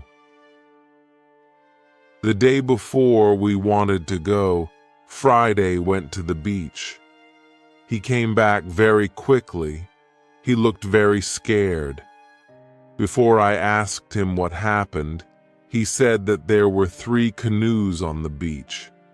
He was scared because he thought the cannibals returned to look for him. He said, "There is a war between 2 groups of local people. We are neighbors, but we don't like each other. We had many conflicts in the past. There was never peace. We kill each other whenever we can. When they see me, they will kill me." I told him, "Don't worry, we are strong, and maybe they didn't come for you today. We will see." We took 15 guns. We went on top of a hill. We saw 14 cannibals, 2 prisoners, and 3 canoes on the beach. They stopped close to the place where the forest was near the beach. This made it easier to attack them and save the prisoners. We approached them quietly through the forest. While we were walking, I was considering my right to kill them. Maybe I had no reason to shoot so many people who didn't do any bad to me. After some thinking, I decided only to watch and attack them only if it was necessary. Chapter 25. Father. When we were very close to the beach, we saw that the cannibals were around the fire. They started to eat the first of their prisoners. The second prisoner was still alive. He wasn't one of Friday's people. He was European. The cannibals wanted to eat him too. I decided to save him if it was possible. We moved closer to the place where the cannibals were gathered. The cannibals were still round the fire, but two went for the white man. When I saw this, I loaded the guns and asked Friday to do exactly what I did. We fired quickly at the cannibals from 6 guns. We killed 3 and injured 2 of the cannibals. The rest jumped up to their feet, but didn't know which way to run because they didn't know from which direction the danger was coming. Some of them ran to their canoes. Some of them stayed on the beach. We continued shooting, and we shot 3 other cannibals. After that, we took our guns, and we ran to the beach. We shouted very loud. I ran to the prisoner, and Friday shot the nearest cannibal. I freed the European. He said something in Spanish to me. I gave him a gun. He was weak, but he could shoot from a gun if some cannibal attacked him. The cannibals were shocked by our sudden attack. Our unusual guns scared them a lot. Only 2 cannibals tried to fight us. We shot them with our guns. Friday fought very well.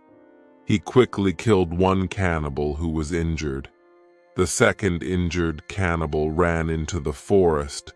Friday ran after him, and he killed him with his knife. Only 3 cannibals were able to run away. They jumped into their canoe, and they started to leave. Friday shot at them, but he didn't hit them. It was dangerous to let them go because they could tell their people about us. Friday and I wanted to jump in one of their canoes to chase them, but to our surprise, we found another tied person on the bottom. He was scared because he didn't see the fight, but only heard it. The ropes were so tight around his neck that he was going to die soon if I didn't cut them. When Friday saw him, he started to cry. Then he laughed and he hugged the man. Then he jumped and began dancing around him. Then he cried and laughed at the same time. When the strongest emotions were gone, Friday told me that the prisoner was his father. I felt tears in my eyes when I saw the son's love for his father. This happy incident delayed us, and the cannibals were already gone. Friday returned to the canoe and held his father's head to his chest. Then he rubbed his father's hands and feet with his hands to warm him up. Soon Friday's father was feeling much better. When they talked, Friday suddenly jumped up and ran to the forest as fast as he could. When he came back, he had a bottle full of fresh water. He handed the bottle to his father, who was dying with thirst. After he drank and was feeling better, I asked Friday to give the rest of the water to the Spanish, who needed water very much too. The Spanish was very grateful to me, but he was so weak. He couldn't get up on his feet. I asked Friday to rub his hands and feet just as he did to his father. It helped him a lot. Then I asked the Spanish to go to the canoe with Friday's help because I wanted to take them to our place. Friday, however, being young and strong, just took the Spanish on his back and carried him to the canoe. Then he carefully put him there and arranged so that both he and his father were comfortable. Chapter 26. Dinner. When the Spanish was inside the canoe, Friday jumped out of the canoe and guided it along the beach faster than I could walk. We soon reached the place where I saved Friday.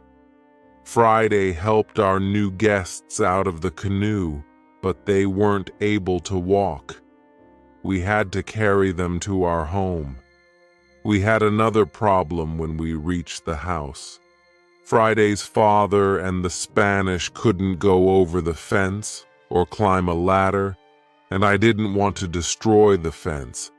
I wanted to pull them over the fence. But then I realized the cannibals were already gone. We could stay outside the fence. We made a comfortable tent for them outside the fence and prepared soft beds for them too. As soon as we finished this, I started cooking dinner. Friday brought some fish, and we cooked them quickly. We all had dinner together in the tent. Friday was my interpreter because the Spanish spoke the language of Friday's people. After that, I asked Friday to go back to the beach and bring us the weapons we left in our hurry. I also asked him to bury the bodies of the killed cannibals the next day.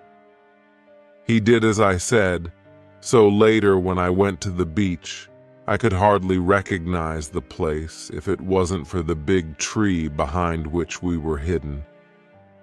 The next morning, I asked Friday's father what he thought of the cannibals returning to kill us. He said our guns created a great shock. They didn't know how we won the battle using them. He said he heard them shout in their language that Friday and I were spirits sent from heaven to punish them with fire. I was still worried the cannibals might return with a bigger army, but nothing of the kind happened.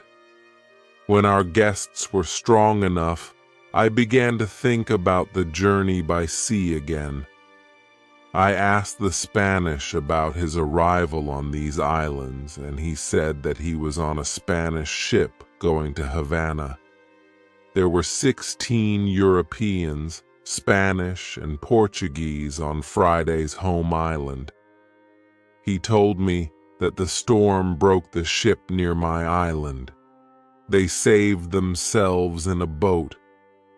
Now they lived with Friday's people. I asked the Spanish whether they tried to make another sea journey.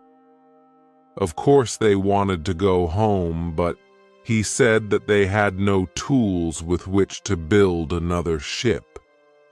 I showed the Spanish the tools which I had from the ship. He said that with my tools, it was possible to build a ship. I thought the Spanish and Friday's father could return to their island. They could tell other Europeans about the possibility to build a ship. Together, we could go to Brazil or Havana, or maybe Europe. However, the Spanish suggested something else. He told me that it would be better to wait for at least half a year because there wasn't enough food for 16 more men on my island. We wouldn't have enough food to eat while building the ship, and much less to take with us for the long journey. The Spanish advised me to plant more corn, and he and Friday's father helped us expand the fences and fields. We caught more goats. We increased the number of goats to 50 animals. We collected a lot of fruit. Then, we dried the fruit. We started preparing the materials for the ship.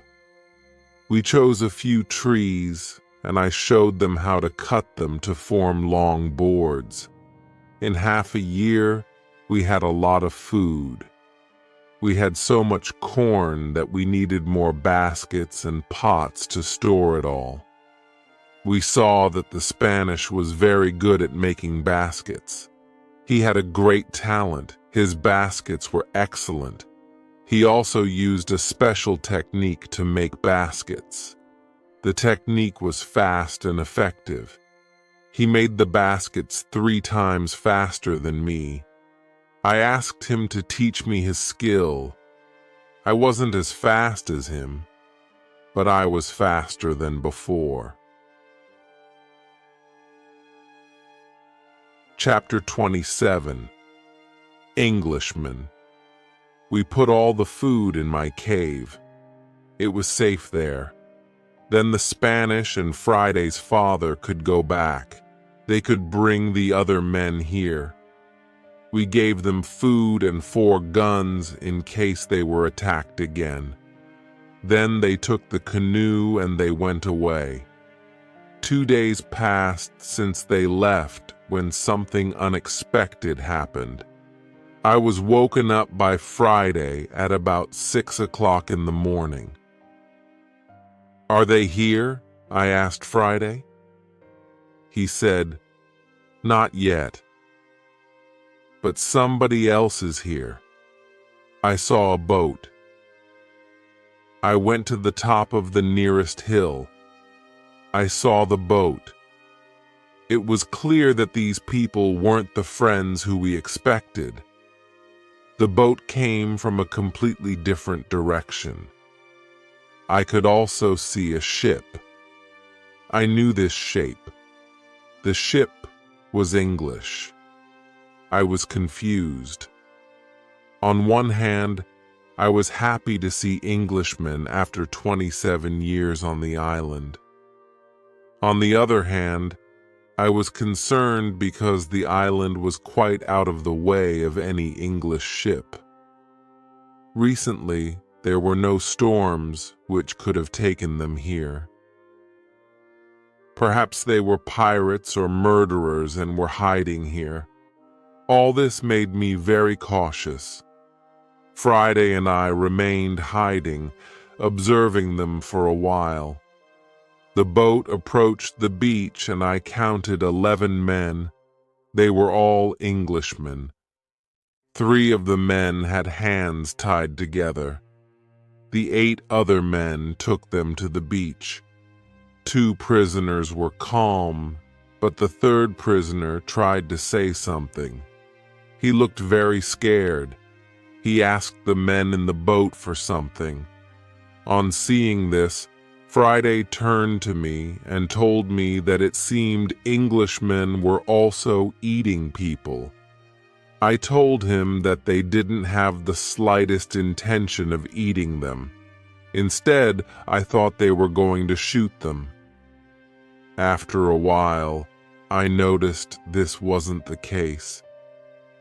The people from the boat went exploring the island, while the 3 tied prisoners were sitting at the beach with 2 men as guards.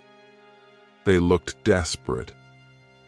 The situation made me think of my own arrival on the island. Just like those prisoners, I felt lost at first. Soon the tide was low, and the boat they came with was stuck in the sand. They couldn't move it, so I heard them shout to each other that they would leave with the next tide. This gave me 10 hours. The night was approaching, so we would get an opportunity to go near them and overhear their conversations. Now I was sure they came here to leave those 3 men here as a punishment. Friday and I stayed hidden until dark.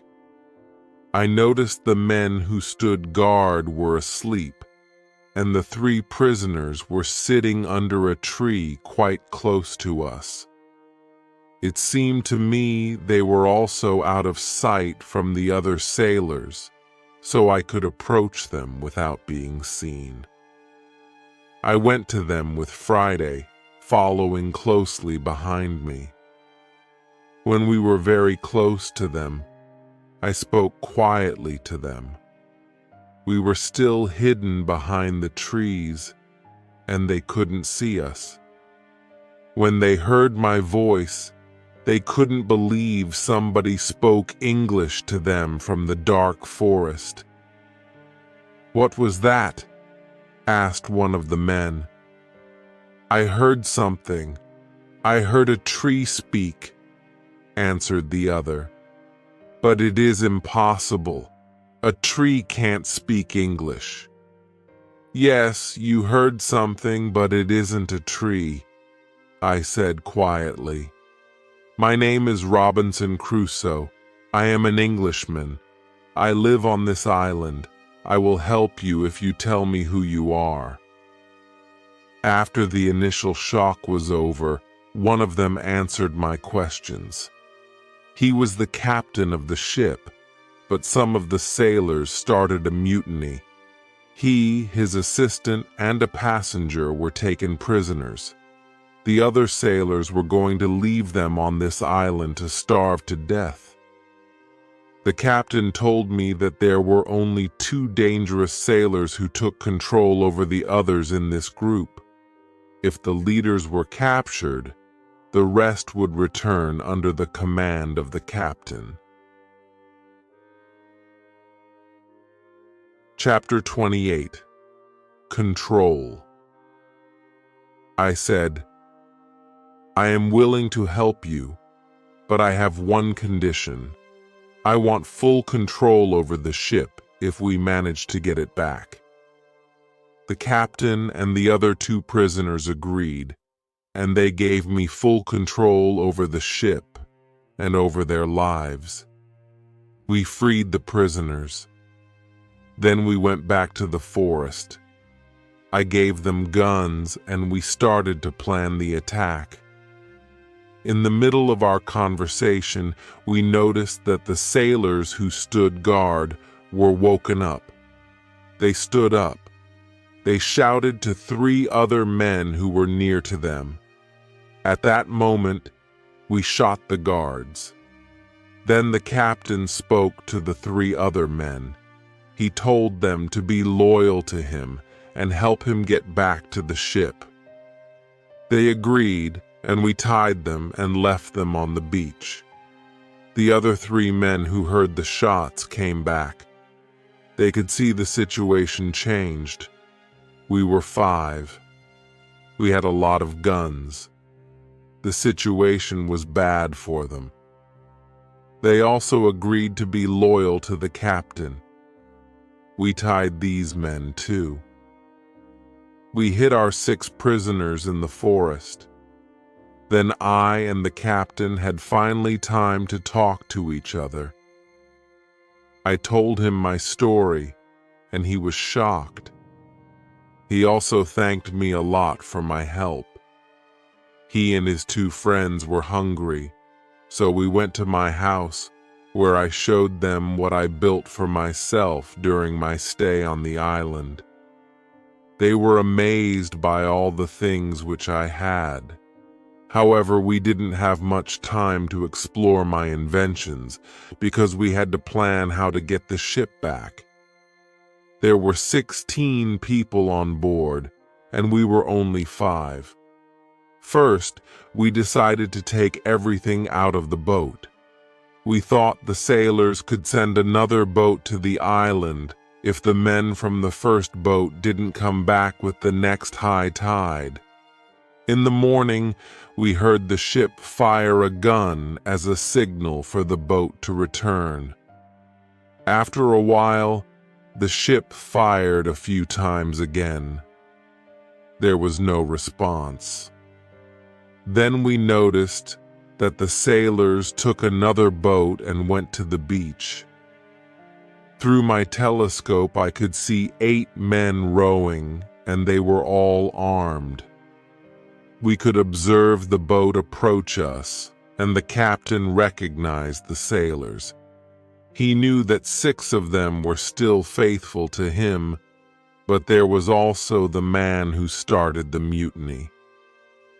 The captain feared that the leader of the mutiny and the other men in the boat would be difficult to defeat, but I told him that we had a good chance of winning. But we had to act quickly. The captain trusted 2 of our prisoners. They promised to fight on our side, so we gave them weapons. Prepared this way with 7 men ready to fight on our side, we expected the arrival of the boat. As soon as it reached the beach, the men jumped out of it and pulled it up the beach. Then they ran to the other boat and were surprised to see it empty. They tried to call their friends. They shouted their names, then shot in the air, but it was all useless because nobody shouted back. This surprised the newly arrived sailors even more, and they began putting the boat in water again. It seemed they wanted to go back to the ship to inform the others that some accident happened with the sailors in the first boat. Observing all this, the captain got scared they would go back to the ship and leave the island altogether. Luckily, during a few seconds, the sailors dropped this idea. Now, they left 3 men in the boat, and the others went to the forest to look for their friends. Chapter 29. Plan. We continued observing all actions of the 2 groups. The 5 men in the forest sat down under a tree. After a long consultation under the tree, they got up and walked towards the beach.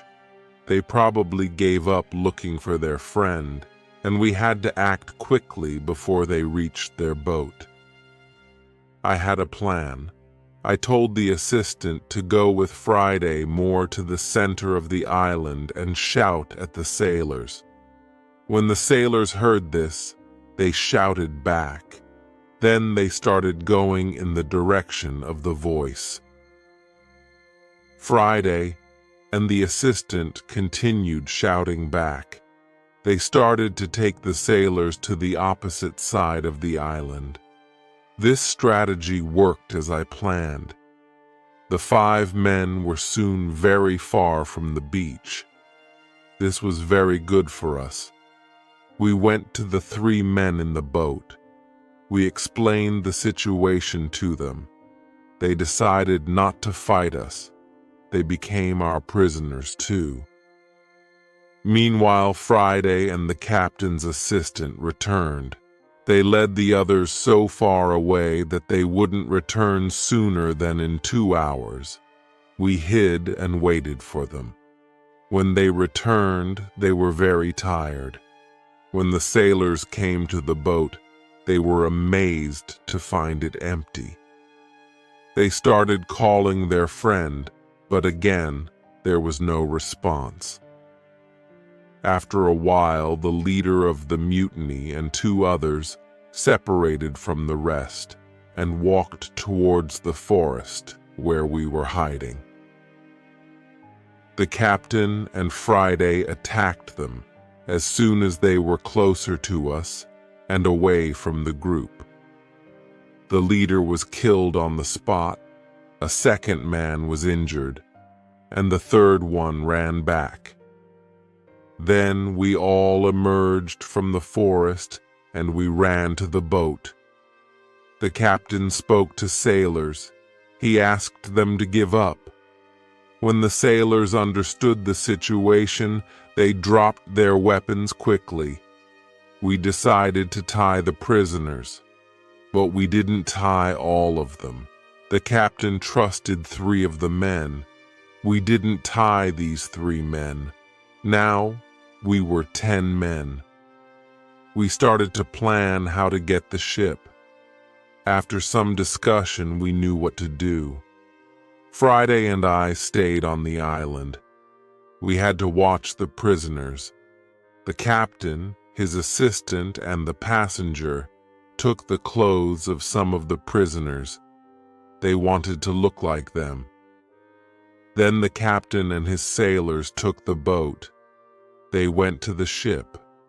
When they were near the ship, they spoke to the men on the ship. They told them it wasn't possible to find the other men. When all of the men from the boat were on the ship, the captain showed himself. and the attack began. Several sailors were injured in the battle. There was only one person shot, and he was the second leader of the mutiny.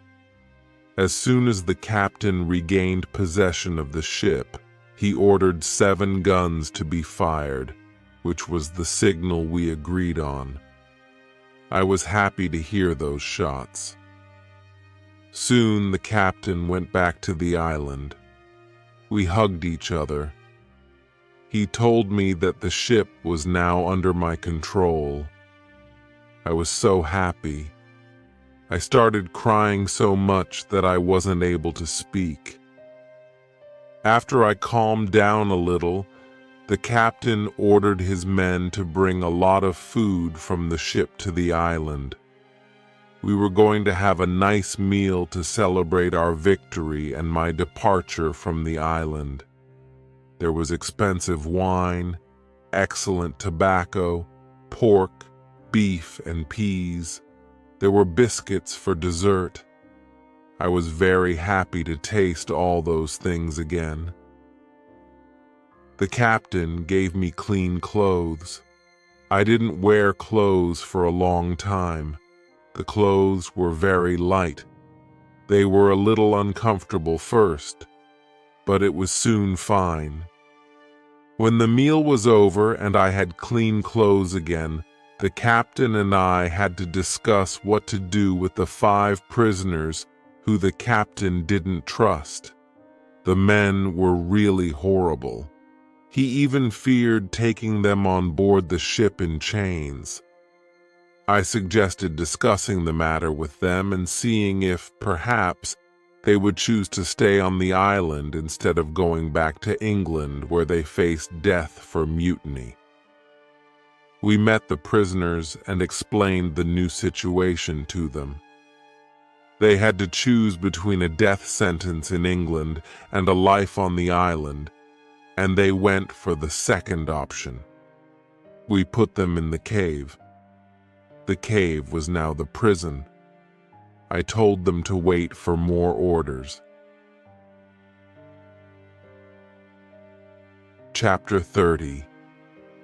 Son. I needed some time to prepare for the journey. I had to think about what to take with me. In fact, I didn't need to take many things. I decided to take my dog, my parrot, my book, and some other small things. I also took the money, gold, and silver which I found in the ships.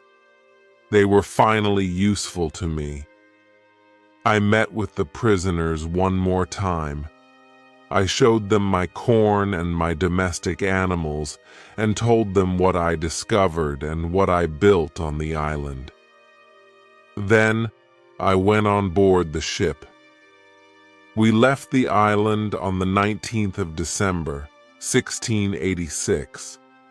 It was 27 years, 2 months, and 19 days since I first stood on the island. First, we went to the island where Friday's people lived. The Spanish and Portuguese sailors were very happy when they saw us. They were happy that we had a ship.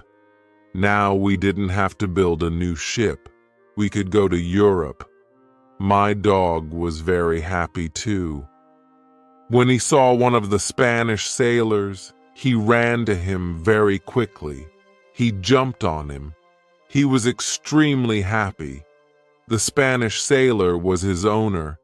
He was very happy too. He started crying when he saw his dog. It was a very emotional meeting. The sailors started to prepare for our journey across the ocean. Friday had to make a decision. He could stay with his people, or he could go to Europe with me.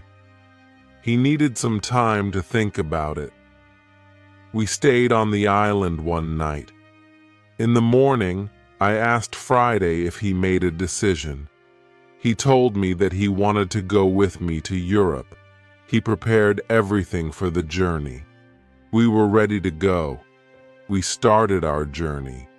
2 months later, After a safe journey across the ocean, I stepped on English soil again. 35 years passed since I left my homeland. It seemed to me the whole world changed in that time. London was a different city. There were some new houses, streets, roads, shops, parks, and big bridge across the river. But it wasn't all. People also changed. They had different clothes. Women had different hairstyle. Men had different hats and new types of guns. People used new tools which I didn't see before. They had new names for these tools. It was all very interesting. The style of music in the pubs was also different. I heard new songs. I liked this new style. I wanted to sing these new songs. From London, I returned to my town, York. My parents were both dead. I found some relatives. My sister, my uncle, and my aunt were still alive. They were happy to see me, but they thought I was long dead, so I had no rights to family's money or land. But I could stay and live in their house. England was a big shock to Friday. Everything was so new for him. He saw so many things for the first time in his life. It was all very interesting for him. He liked this new experience. What he didn't like was the cold weather in winter. It was February. Snow, ice, freezing weren't good for him. It wasn't logical to him why we lived in such conditions. I told him that in summer the weather is much better. I sent a letter to Brazil. I still knew the address very well. I wanted to contact people in Brazil. I wanted to know if my wife was still alive.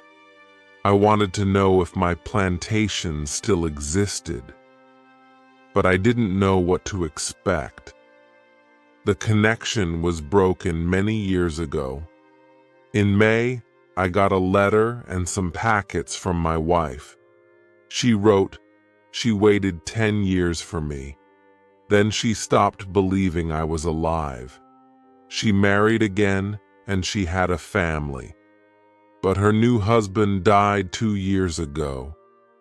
I also got a letter from my wife's father. He took care of my plantation. In his letter, he wrote detailed calculations of the expenses and profit from the plantation during all these years. They both sent me many nice presents. They sent some nice skins and a little box full of gold. They also sent me some boxes of sugar to sell. My wife had also a big surprise for me.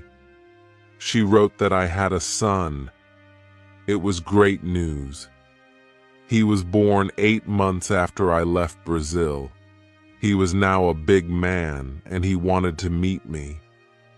So many things happened to me in such a short time. It was shocking. I wanted to cry. Then I wanted to laugh. All the emotions were too much for me. I wasn't able to calm down. I stood up. I sat down. I stood up again. I walked around the room. I laughed. Then I cried again. When I calmed down a little, I started to think about what to do. Chapter 31. Brazil. I thought about moving back to Brazil. I wanted to see my son, my wife, and my plantation. After some longer thinking, I decided to go to Brazil, but only for a visit. I wanted to see if I could live there again. I wrote to my wife. I asked her if it was okay to visit them for some days. With the letter, I sent nice presents to her and her father's family. After some time, I got a letter from my wife. She wrote that I was welcome to visit them. Her invitation made me happy. I started to plan another journey by sea. I bought nice presents for them. 2 weeks later, I was ready to go. When we arrived to Brazil, I met with my wife and my son. She changed a lot, but she was still very beautiful. My son was a big man now. He was very intelligent. He had his own family too. He had also big responsibility. He managed plantations of all the family, and he was responsible for a big land. My son spoke only Portuguese and a little Spanish. My Portuguese wasn't very good after so many years. I forgot many words. I remembered only some basic phrases. But with practice, I started to remember the words fast. After 2 weeks, I could have a basic conversation on many topics, and 1 month later, I was able to speak fluently and automatically. I was very happy that I could speak with my wife and my son. We had so many things for a conversation. Soon after arriving to Brazil, we had a big party. It was a celebration of my son's birthday, and also my arrival to Brazil. Brazil also changed a lot. Many things were different from what was in my memory. Plantations were much bigger. Many people worked on them. I was with my family for 3 months. I knew I wasn't very far from my island. I started thinking about visiting the island again. I wanted to see the island for some days. Friday also wanted to see the island again. My son also wanted to go. I thought it wasn't a good idea. I knew how dangerous the sea could be, but he wanted to see the place that he knew only from my stories. We planned our journey. 2 weeks later, we left Brazil. We went on a ship which went to Havana. We had an agreement with the captain to stop at my island on the way there. When I arrived at my island, we met with Friday's people. They now lived on the island. I asked them, "What happened to the prisoners? Did you eat them?" They told me they didn't eat Europeans. They ate only their enemies from other islands. They told me that when they came to the island, the prisoners were dead. They probably killed each other. I wanted to stay on the island and my son too. I asked the captain if he could pick us up on the way back. He agreed. I saw many children who ran around. It was interesting to see many people on the island where I lived alone for so many years. I saw that the people on the island were very happy. Friday was happy there too. He met a woman who he liked very much. Friday asked me what I thought about his staying on the island. He knew that I saved his life in the past. He didn't want to leave me without asking me. I agreed. I saved him, but he didn't have to stay with me all his life. It was time for Friday to start his own family. I was happy he found a good woman. I was happy when I saw they were in love. I respected Friday's decision to stay on the island with his woman. I walked around the island a lot. I wanted to visit all the places I knew from my life on the island. I had some favorite places, for example, the Fruit Valley.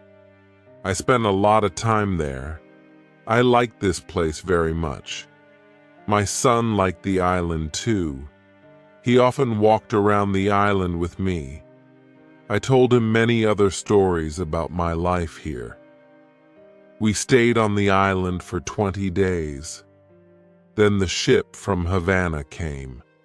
It was time to leave. We said goodbye to Friday and his people. When we left the island, I had a strange feeling. I also felt tears in my eyes. I liked this place very much. It was my home for a long time. I thought, I will never see this place again. Hope you have enjoyed the reading.